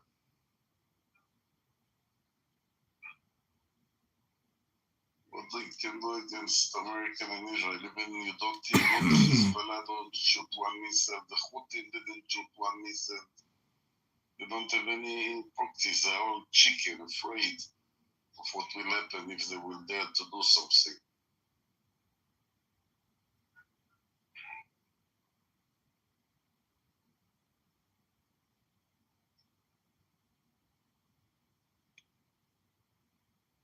But yes, he says that it is a risk that there might be some missiles that will kill us before we succeed to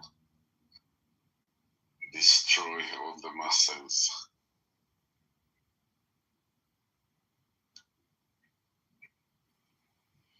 So there is a former CIA agent. His name is Michael Scheuer, and he runs a blog called non-intervention2.com. I'll put the link in the chat, but you should read what this guy wrote. I can read a little bit of it to you if you want to read it.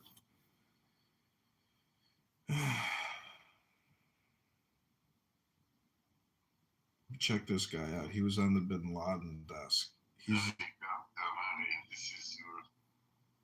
This is your day, Harry. Why you don't begin at the near? Why you don't Harry? Harry, where's Shuki? Shuki, I miss Shuki. Where is he? I haven't seen him for a while. He's in jail. Hey, come on, Harry.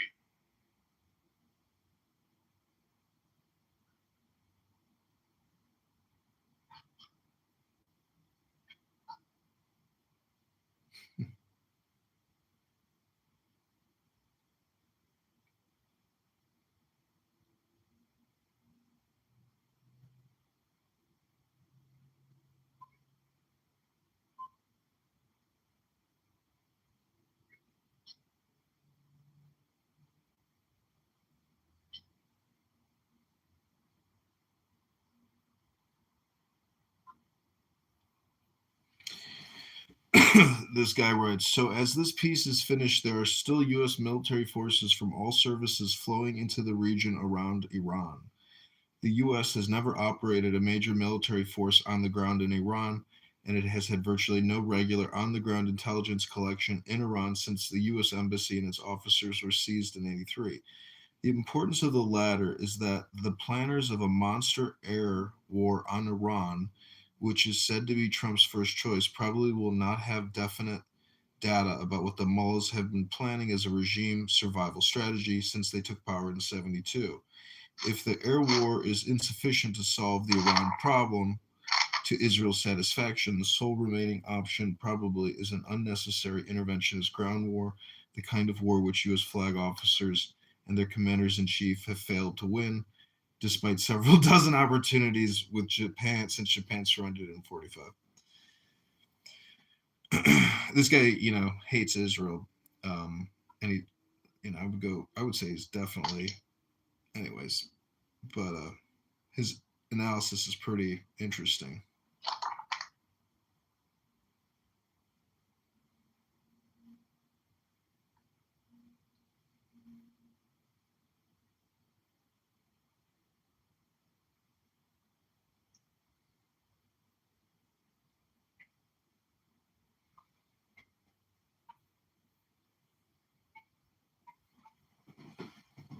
What I don't understand is, Trump says Iran cannot be allowed to develop a weapon.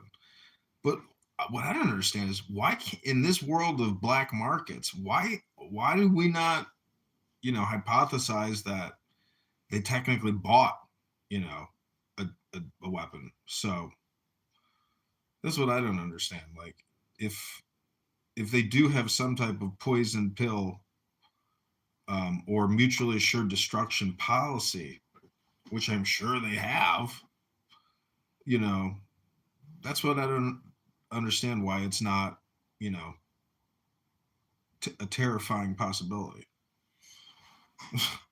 I mean, earthquakes happen, hurricanes happen. Those are huge energy events. And to think that, like, there can't be a huge energy event, lacks imagination.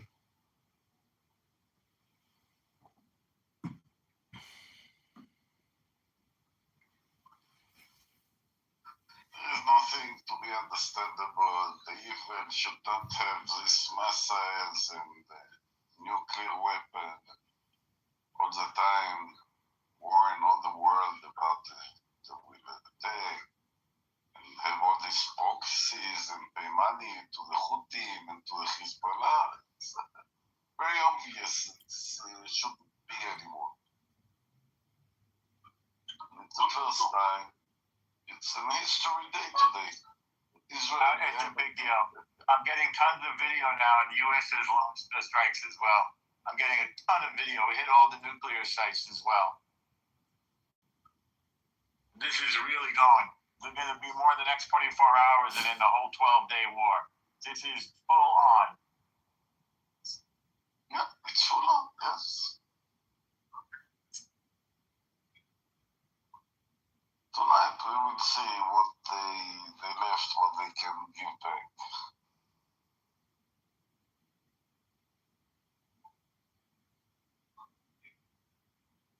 It's almost so like long. That's for sure. You already announced. Donald Trump announced. Israel announced. It's so long.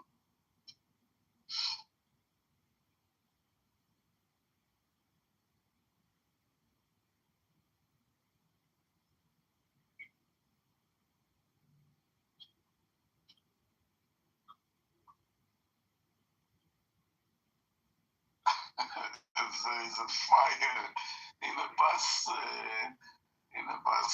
area. So everybody were afraid. It's not a missile, it's only a fire in Hulon, in the bus parking place.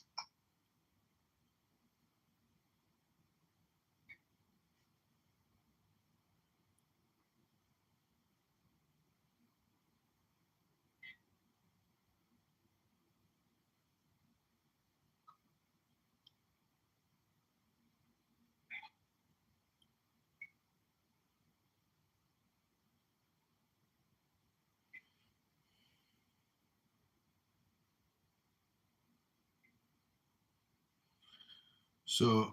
I looked up in Hebrew the translation of God's army. It's Adonai Zivaot, Lord of hosts, Lord of armies. Zava means army, host, or warfare. Zivaot, the plural form meaning hosts or armies. It says Kabbalah teaches that God's army can also represent spiritual forces such as the power of Torah study, mitzvot, commandments, and righteous actions that bring light and protection into the world. Biblically, the term was first used by Hannah in 1 Samuel 1:1:1 to call upon God for help. Metaphorical, it represents the spiritual battle against negative forces, the Sitra Achra or other side in Kabbalah. Modern reinterpretation, the term has been used in modern context to refer to the IDF as an instrument of divine protection and historical destiny.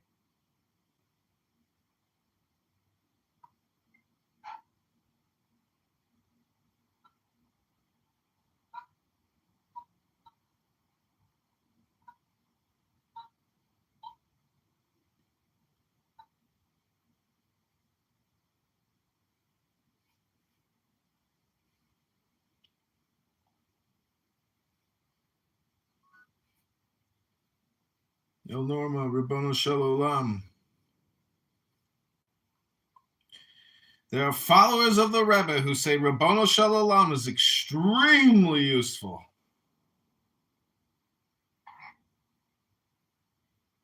Everybody left me. I think I will close the room. Iran monitored explosions. Thank you for coming. Explosions are going off in Isfahan, Qom, Karaj, and Kermanshah.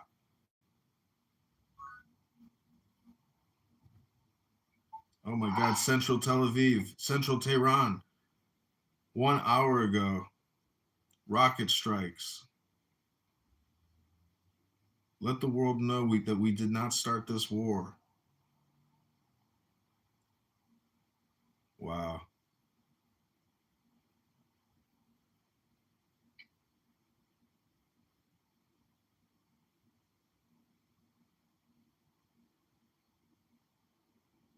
ברמוס, אתה עוד נמצא? כן, אני נמצא, אבל אני מתחיל עכשיו לסגור. השאירו אותי פה לבד, אתה עזבת, סטנלי עזב, מורו עזב. ואני מתלבט אם להשאיר את החדר פתוח. אני חושב שזה נכון להשאיר אותו פתוח. אוקיי, למה? זה נכון, כי אנשים בסך הכל, אתה יודע, מחפשים את הביחד, מה שנקרא. המצב לא ברור. אז זה יותר כזה בשביל האנשים, אם ירצו להשאיר להם חדר פתוח, אבל יש עוד חדר קצת פתוח, אתה יודע, של רויה, אני יודע מי זה שם, הארי. רויה והארי באיזה חדר? איפה הם נמצאים? יש שם חדר של כהניסטים, מה, אתה רוצה להגיד שאתה חסום שם? לא, דווקא אני שאלתי כדי לברוח מהם, את שניהם אני לא כל כך מתלהב. תכף אני אגיד לך איך הוא נקרא. ישראל העתק איראן. ילדותי, כמוכם. ישראל העתק איראן, יופי, טוב. ישראל העתק איראן. הנה, Culturally United Israel Friends. זה חדר של יוליה, לא? הקולצ'ר זה של יוליה. כן, יוליה שם, נכון. איך היא? בסדר? בסדר, חמודה. איפה היא? גם כן מתל אביב, לא? באמת? אתה ראית אותה במציאות? נפגשת? אני והיא עוד לא, אבל ייתכן בעתיד איכשהו. אני עד כאן רק פגשתי את ברקסטן ואת רחל שין, אם אתה זוכר אותה. אני חושב שאני גם פגשתי את רחל, לא יודע, רחל שין. נכון, פגשת אותה. היא אמרה לך שהיא פגשה אותי? לא, היית בחדר, שניכם דיברו על זה. לא, אבל כשפגשת אותה, דיברת איתה עליי? לא, אני אגיד לך את האמת, אני התחמקתי ממנה קצת זמן, ויום אחד חברים בסינמטק אמרו שאני נמצא במקום מסוים, והיא באה לחפש אותי, והיא ראתה אותי בשאר ההיסטוריה, כמו שאומרים. אני לא כל כך מתלהב לפגוש... גם אני לא. אני עשיתי שם איזה טעות, אני בדרך כלל לא עושה את זה, אבל... אולי אני כזה הייתי לבד, זה מין סיטואציה כזאת שגם כל המשפחה שלי לא הייתה בבית, ופתאום מישהי פה מקיסריה, וזה, אמרתי, יאללה, 12 בלילה, בחיים לא עשיתי כזה דבר. עוד תפסתי איזה קליז. בדיוק קטע דקות, רבע שעה, אולי עשינו שם סיבוב בתוך איזו שכונה בחדרה, אמרתי לילה טוב וחזרתי הביתה. מה אשתך חשבה על כל הסיפור שאתה עוזב את הבית? לא הייתה בבית, מי ידע מהסיפור הזה השתגעת? אני אספר בבית, כן במקום. יש דברים שלא מדברים עליהם. לא, מדברים עליך פה? לא, פה באופן כללי. זה מקרה בודד ויחידי והתחרטתי עליו. אני לא יכול להסביר, אם ראית וצריך להחליף כמה מילים, אז אי אפשר להסביר את זה. יכול להבין אותך. טוב, אני כבר פגשתי אותה כבר כמה פעמים, כי היא באה למקום שאני מבלה פה בסינמטק בתל אביב, אז עם רחל, אני עוד פעם, זה כאילו פעם ולא פה ולא שם איתה. כן, בדיוק, זה לא... אתה מבין בדיוק, אם אתה פגשת ודיברת, אז אתה מבין בדיוק על מה אני מדבר.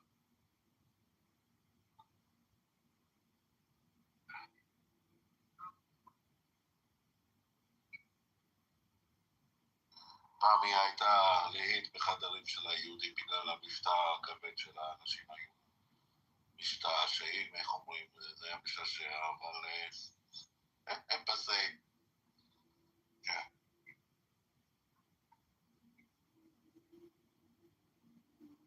זה שכאילו משמאלי פה, איך הוא בסדר?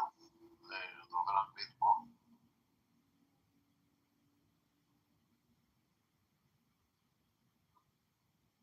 בסדר, לכל מקום יש ליצן. מדברים על ההתקפה המשולבת הישראלית, אמריקאית. פעם ראשונה בהיסטוריה שזה ממש משולב, בתיאום, בהכל. הכל מוכן, הכל זה...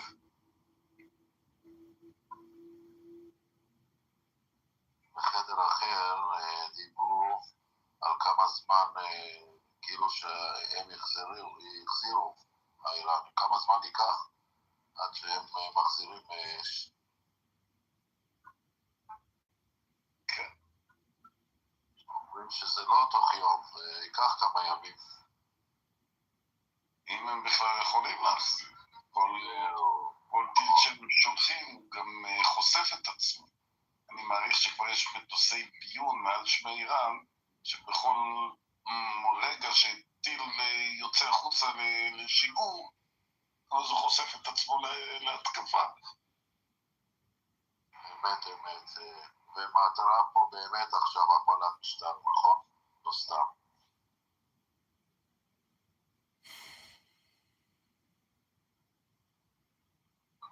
נפתח מתקפת סייבר נגד אתרים במדינה ובהם כלי תקשורת.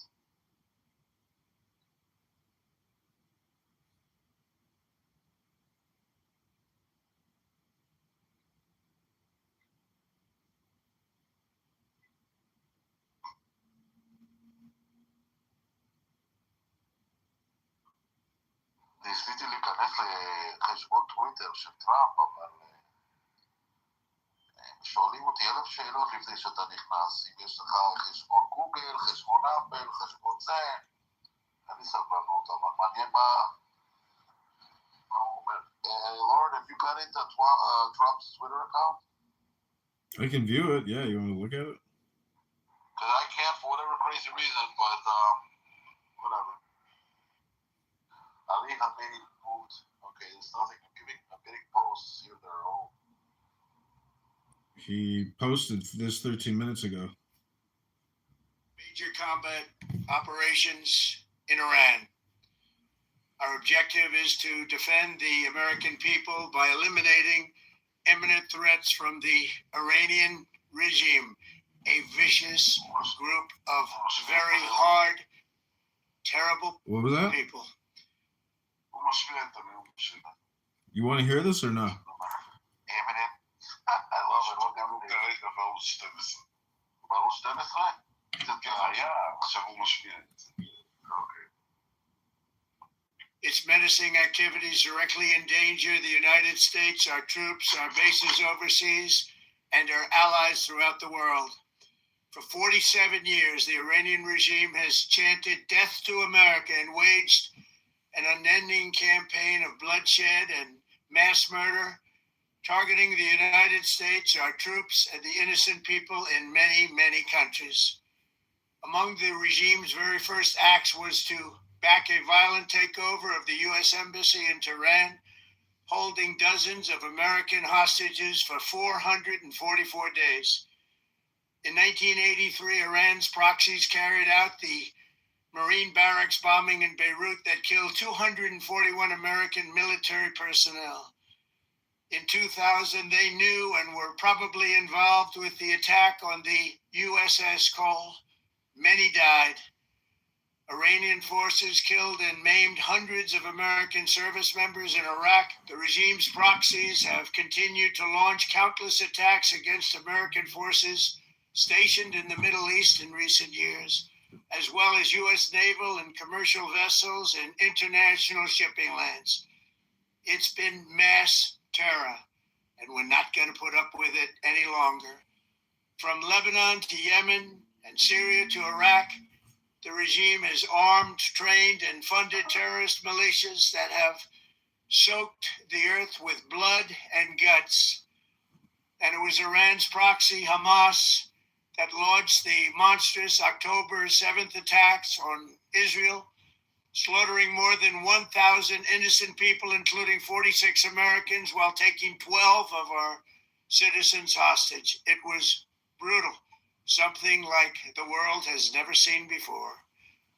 Iran is the world's #1 state sponsor of terror and just recently killed tens of thousands of its own citizens on the street as they protested. It has always been the policy of the United States, in particular, my administration, that this terrorist regime can never have a nuclear weapon.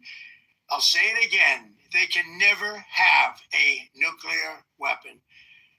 That is why in Operation Midnight Hammer last June, we obliterated the regime's nuclear program at Fordow, Natanz, and Isfahan. After that attack, we warned them never to resume their malicious pursuit of nuclear weapons, and we sought repeatedly to make a deal. We tried. They wanted to do it. They didn't want to do it. Again, they wanted to do it. They didn't want to do it. They didn't know what was happening. They just wanted to practice evil. But Iran refused, just as it has for decades and decades. They've rejected every opportunity to renounce their nuclear ambitions. and we can't take it anymore. Instead, they attempted to rebuild their nuclear program and to continue developing long-range missiles that can now threaten our very good friends and allies in Europe, our troops stationed overseas, and could soon reach the American homeland. Just imagine how emboldened this regime would be if they ever had and actually were armed with nuclear weapons as a means to deliver their message. For these reasons, the United States military is undertaking a massive and ongoing operation to prevent this very wicked, radical dictatorship from threatening America and our core national security interests. We're going to destroy their missiles and raise their missile industry to the ground. It will be totally, again, obliterated. We're going to annihilate their Navy. We're going to ensure that the region's terrorist proxies can no longer destabilize the region or the world and attack our forces and no longer use their IEDs or roadside bombs, as they are sometimes called, to so gravely wound and kill thousands and thousands of people, including many Americans. And we will ensure that Iran does not obtain a nuclear weapon. It's a very simple message. They will never have a nuclear weapon. This regime will soon learn that no one should challenge the strength and might of the United States Armed Forces. I built and rebuilt our military in my first administration, and there is no military on earth even close to its power, strength, or sophistication. My administration has taken every possible step to minimize the risk to U.S. personnel in the region. Even so, and I do not make this statement lightly, the Iranian regime seeks to kill. The lives of courageous American heroes may be lost, and we may have casualties. That often happens in war. But we're doing this not for now. We're doing this for the future, and it is a noble mission. We pray for every service member as they selflessly risk their lives to ensure that Americans and our children will never be threatened by a nuclear-armed Iran. We ask God to protect all of our heroes in harm's way, and we trust that with his help, the men and women of the armed forces will prevail. We have the greatest in the world, and they will prevail. To the members of the Islamic Revolutionary Guard, the armed forces, and all of the police, I say tonight that you must lay down your weapons and have complete immunity, or in the alternative, face certain death. So, lay down your arms. You will be treated fairly with total immunity, or you will face certain death. Finally, to the great proud people of Iran, I say tonight that the hour of your freedom is at hand. Stay sheltered. Don't leave your home. It's very dangerous outside. Bombs will be dropping everywhere. When we are finished, take over your government. It will be yours to take. This will be probably your only chance for generations. For many years, you have asked for America's help, but you never got it. No president was willing to do what I am willing to do tonight. Now you have a president who is giving you what you want. So let's see how you respond. America is backing you with overwhelming strength and devastating force. Now is the time to seize control of your destiny and to unleash the prosperous and glorious future that is close within your reach. This is the moment for action. Do not let it pass. May God bless the brave men and women of America's armed forces. May God bless the United States of America. May God bless you all. Thank you. USA, USA, USA. Here we go. Time to go.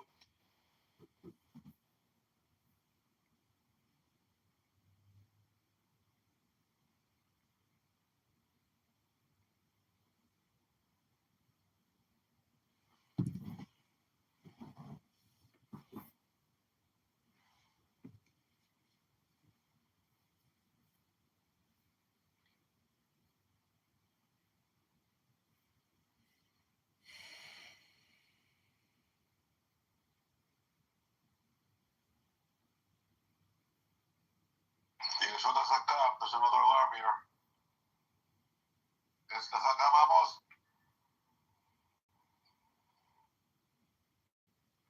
The Oshi Gorim Never Israel.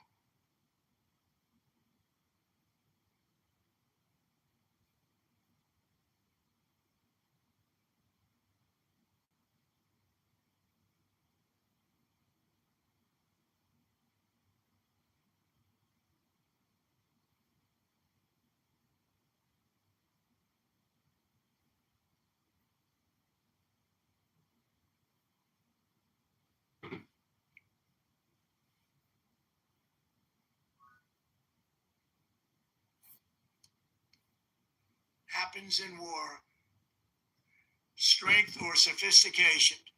My administration has taken every possible step to minimize the risk to U.S. personnel in the region. Even so, and I do not make this statement lightly, the Iranian regime seeks to kill. The lives of courageous American heroes may be lost, and we may have casualties. That often happens. U.S. personnel in the region.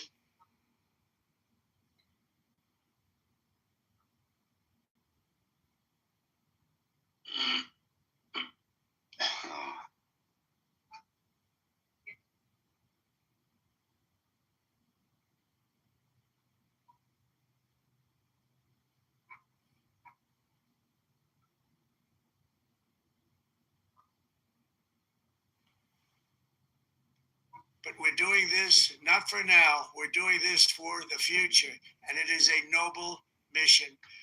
We pray for every service member as they selflessly risk their lives to ensure that Americans and our children will never be threatened by a nuclear-armed Iran. This not for now.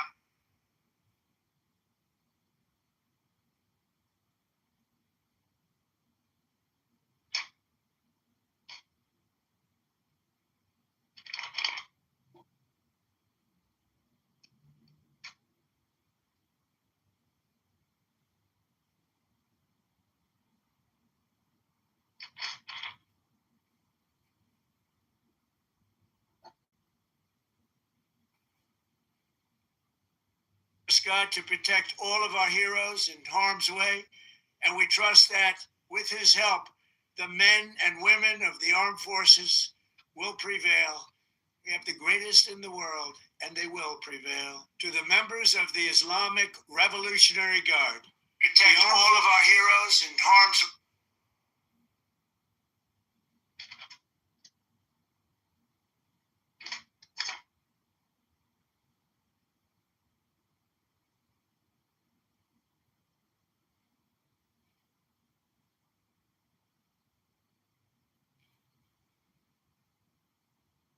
Forces and all of the police, I say tonight that you must lay down your weapons and have complete immunity, or in the alternative, face certain death. So, lay down your arms. You will be treated fairly with total immunity. And all of the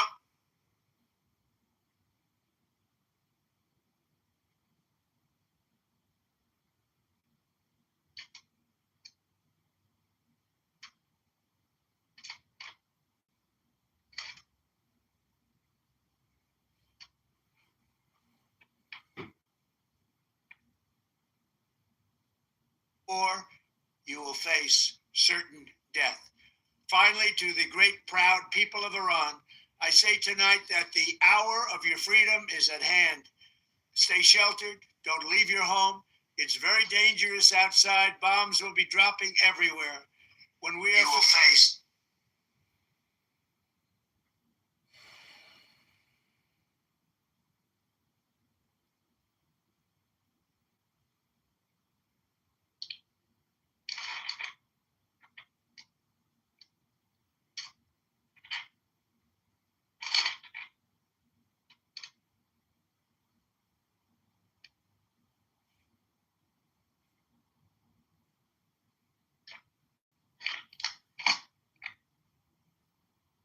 Take over your government. It will be yours to take.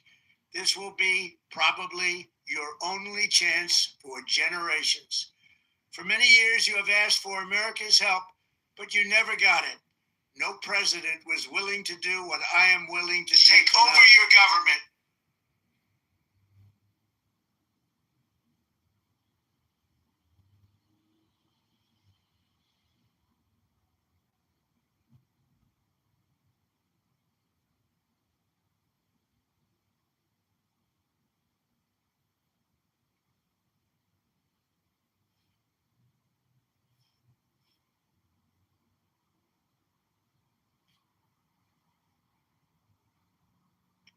Now you have a president who is giving you what you want.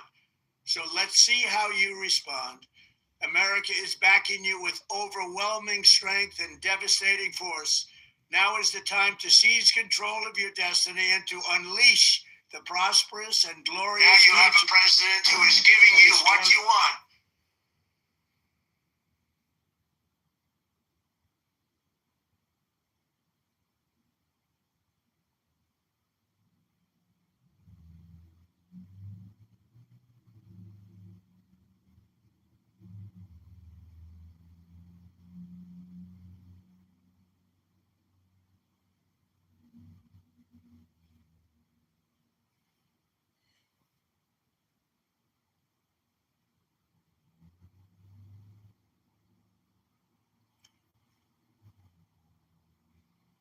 Within your reach. This is the moment for action. Do not let it pass. May God bless the brave men and women of America's armed forces. May God bless the United States of America. May God bless you all. Thank you. Within your reach. This is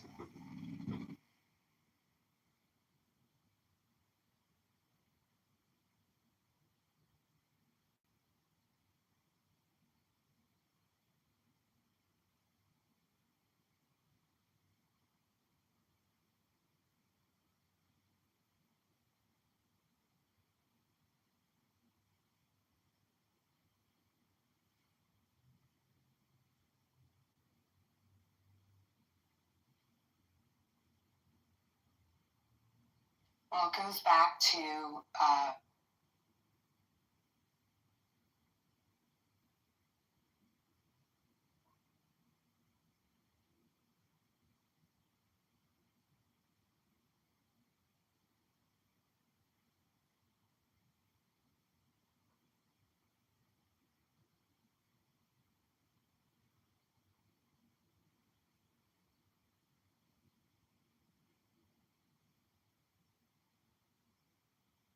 Can I ask just quick about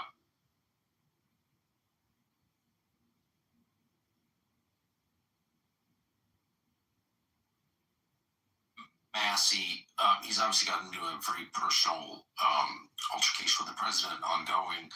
There's the question of AIPAC. He was one of the few people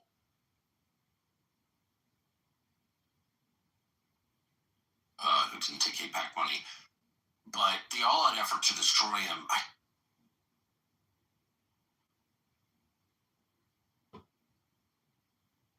within your reach.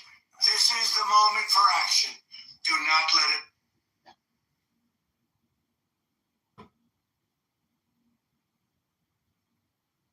Within your reach.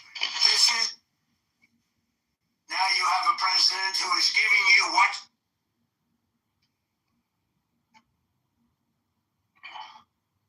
Now you have to take over your government. It will be yours to.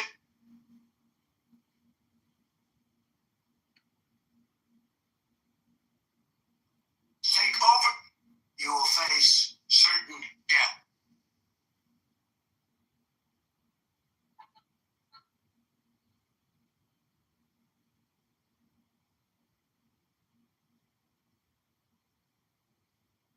Yes. And all of the police, I say to.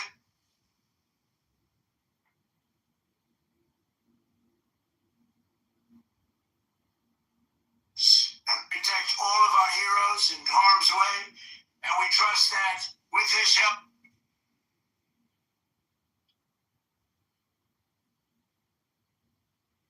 Protect this, not for now. We're doing this for.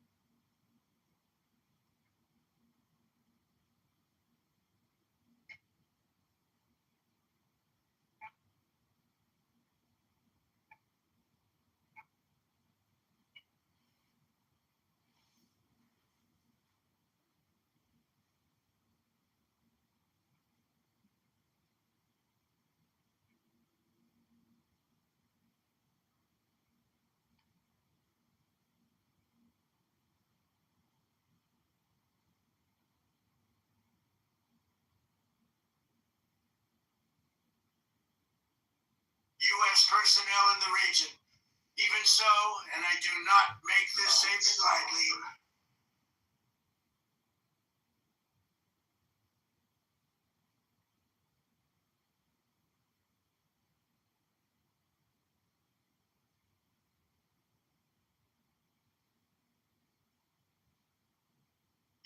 U.S. personnel in the region, protect this. Take within your reach. This is the moment for action. Do not let it pass. U.S. personnel.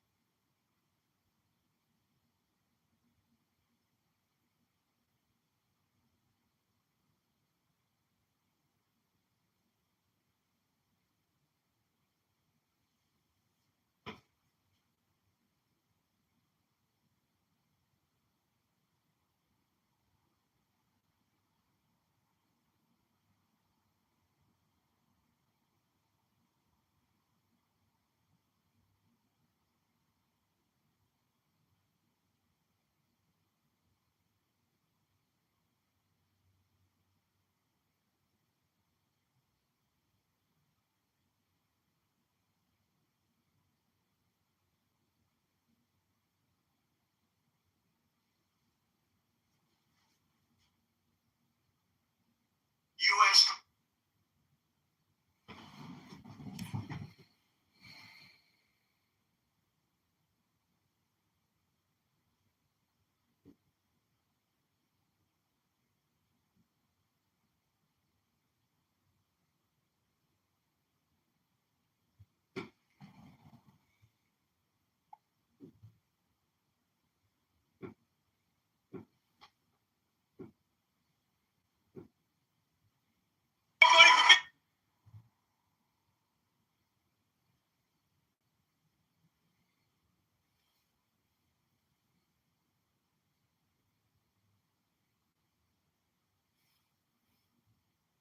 Remember that AI is the great equalizer. And what I mean by that is, in fact, because we use AI for research, and my primary use case for AI is doing research and being my tutor.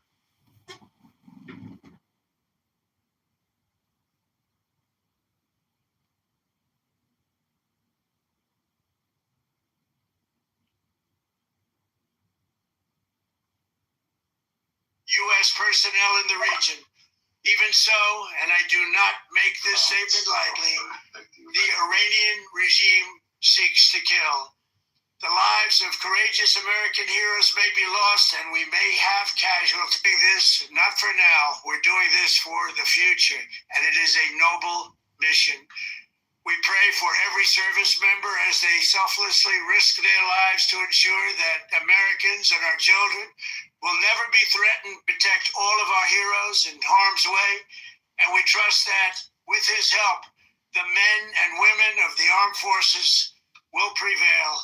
We have the greatest in the world, and they will prevail. To the members of the Islamics and all of the police, I say tonight that you must lay down your weapons and have complete immunity, or in the alternative, face certain death. So, lay down your arms, you will face certain death. Finally, to the great proud people of Iran, I say tonight that the hour of your freedom is at hand. Stay sheltered, don't leave your home. It's very dangerous outside, but take over your government. It will be yours to take. This will be probably your only chance for generations. For many years you have asked for America's help, but you never got it. No president was. Now you have a president who is giving you what you want. So let's see how you respond.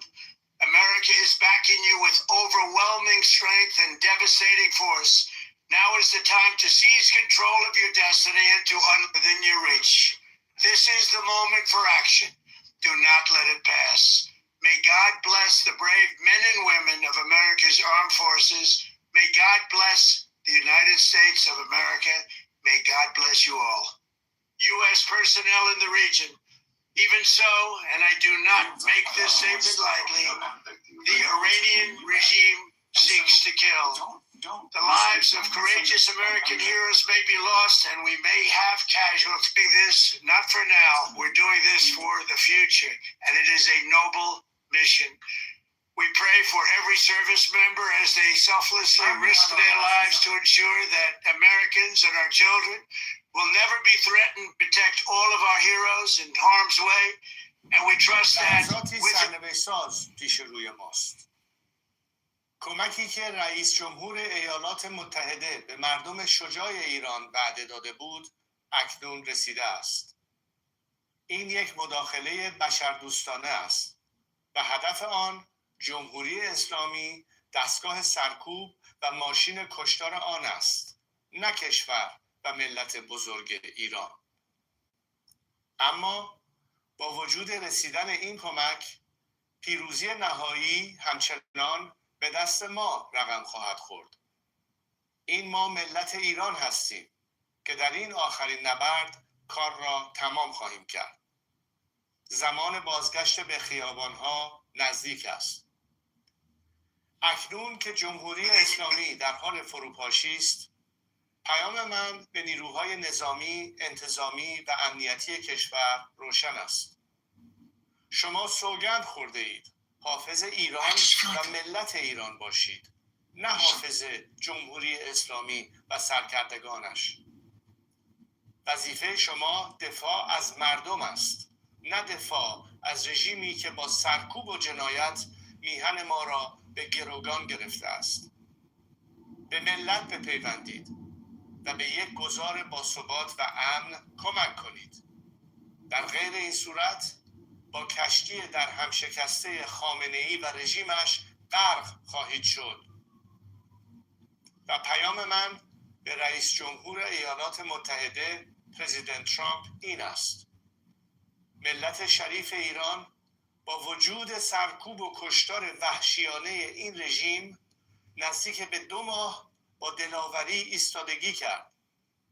اینک از شما می‌خواهم بیشترین احتیاط ممکن را برای حفظ جان غیر نظامیان و همیهنانم به کار ببرید. مردم ایران متحدان طبیعی شما و جهان آزادند و یاری شما در سخت‌ترین دوره تاریخ معاصر ایران را فراموش نخواهند کرد.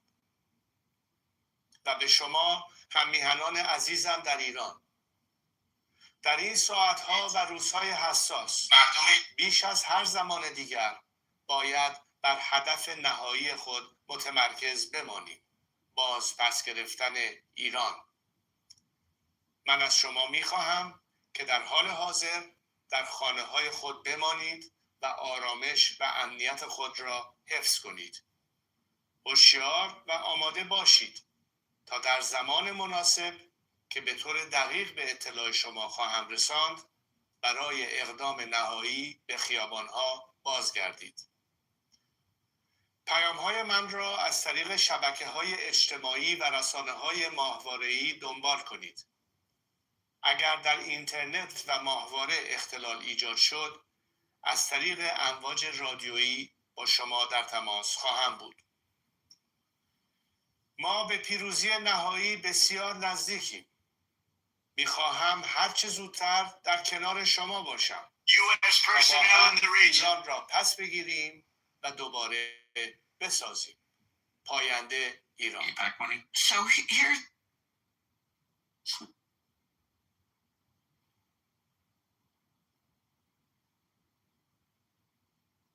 what's at the heart of massive.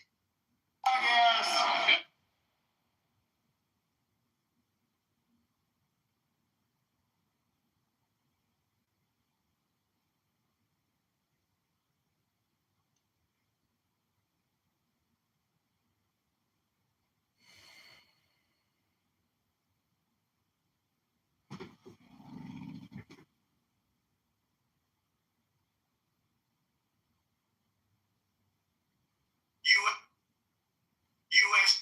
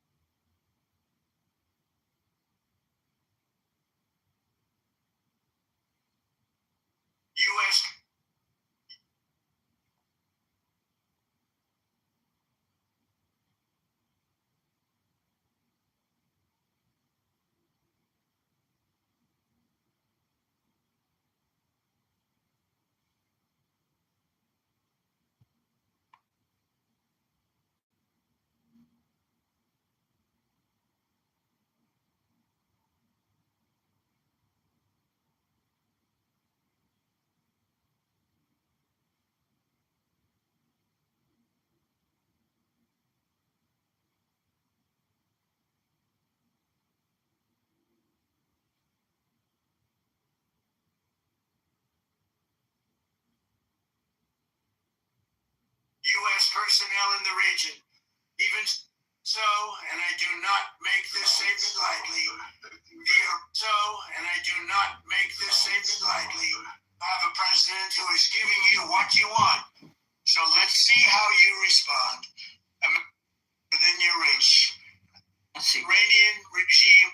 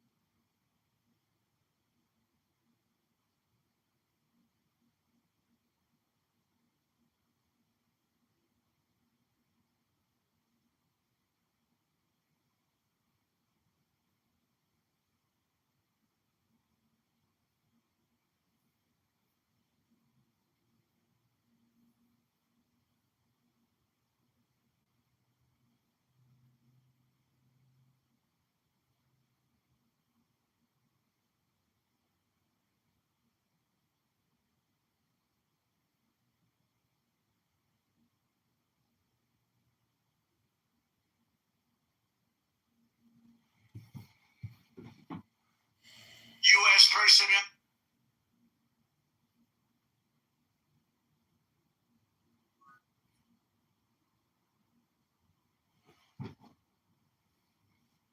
هم میهنان عزیزم، لحظاتی سرنوشت ساز پیش روی ماست. کمکی که رئیس جمهور ایالات متحده مردم شجاع ایران وعده داده بود اکنون رسیده است.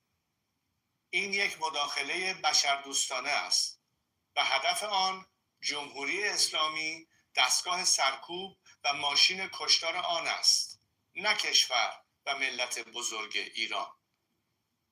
اما با وجود رسیدن این کمک، پیروزی نهایی همچنان به دست ما رقم خواهد خورد. این ما ملت ایران هستیم که در این آخرین نبرد کار را تمام خواهیم کرد. زمان بازگشت به خیابانها نزدیک است. اکنون که جمهوری اسلامی در حال فروپاشی است، پیام من به نیروهای نظامی، انتظامی و امنیتی کشور روشن است. شما سوگند خورده اید حافظ ایران و ملت ایران باشید، نه حافظ جمهوری اسلامی و سرکردگانش. وظیفه شما دفاع از مردم است، نه دفاع از رژیمی که با سرکوب و جنایت میهن ما را به گروگان گرفته است. به ملت بپیوندید و به یک گذار باثبات و امن کمک کنید. در غیر این صورت با کشتی در هم شکسته خامنه‌ای و رژیمش غرق خواهید شد.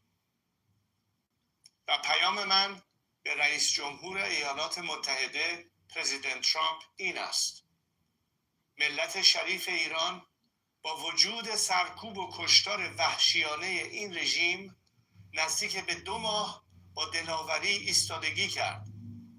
اینک از شما می‌خواهم بیشترین احتیاط ممکن را برای حفظ جان غیر نظامیان و هممیهنانم به کار ببرید. مردم ایران متحدان طبیعی شما و جهان آزادند و یاری شما در سخت‌ترین دوره تاریخ معاصر ایران را فراموش نخواهند کرد. و به شما هممیهنان عزیزم در ایران، در این ساعتها و روزهای حساس بیش از هر زمان دیگر باید بر هدف نهایی خود متمرکز بمانیم: باز پس گرفتن ایران. من از شما می‌خواهم که در حال حاضر در خانه‌های خود بمانید و آرامش و امنیت خود را حفظ کنید. هوشیار و آماده باشید تا در زمان مناسب که به طور دقیق به اطلاع شما خواهم رساند برای اقدام نهایی به خیابانها بازگردید. پیام‌های من را از طریق شبکه‌های اجتماعی و رسانه‌های ماهواره‌ای دنبال کنید.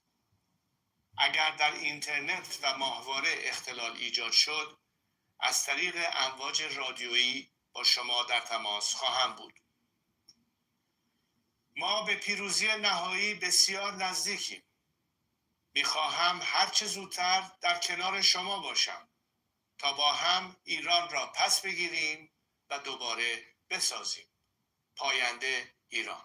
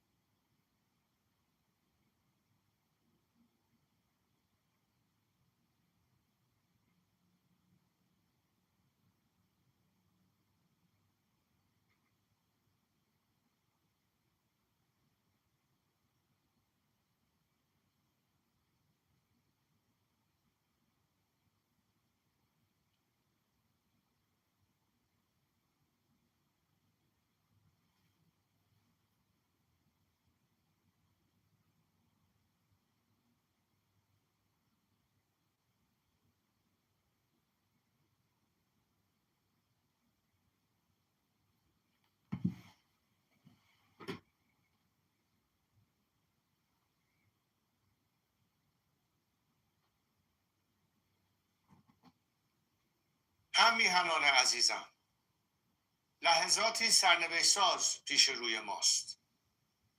کمکی که رئیس جمهور ایالات متحده به مردم شجاع ایران وعده داده بود اکنون رسیده است. این یک مداخله بشردوستانه است و هدف آن جمهوری اسلامی دستگاه سرکوب و ماشین کشتار آن است، نه کشور و ملت بزرگ ایران. اما با وجود رسیدن این کمک، پیروزی نهایی همچنان به دست ما رقم خواهد خورد. این ما ملت ایران هستیم که در این آخرین نبرد کار را تمام خواهیم کرد. زمان بازگشت به خیابانها نزدیک است. اکنون که جمهوری اسلامی در حال فروپاشی است، پیام من به نیروهای نظامی، انتظامی و امنیتی کشور روشن است. شما سوگند خورده اید حافظ ایران و ملت ایران باشید، نه حافظ جمهوری اسلامی و سرکردگانش. وظیفه شما دفاع از مردم است، نه دفاع از رژیمی که با سرکوب و جنایت میهن ما را به گروگان گرفته است. به ملت بپیوندید و به یک گذار باثبات و امن کمک کنید. در غیر این صورت با کشتی در هم شکسته خامنه‌ای و رژیمش غرق خواهید شد.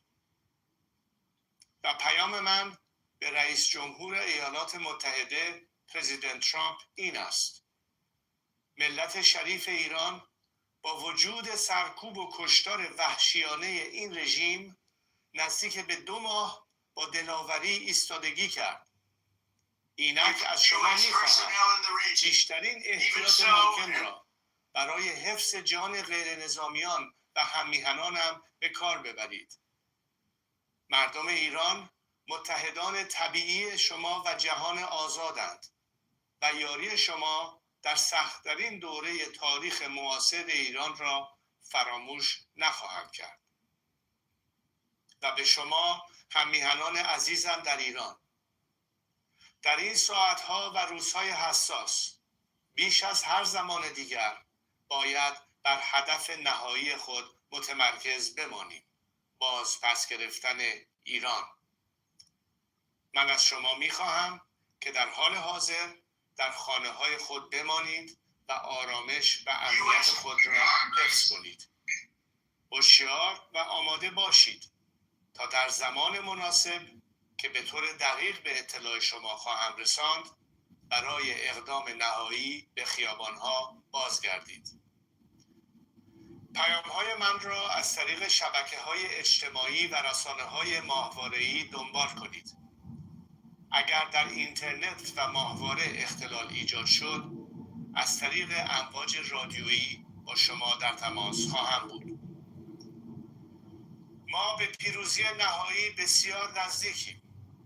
می‌خواهم هر چه زودتر در کنار شما باشم تا با هم ایران را پس بگیریم و دوباره بسازیم. پاینده ایران.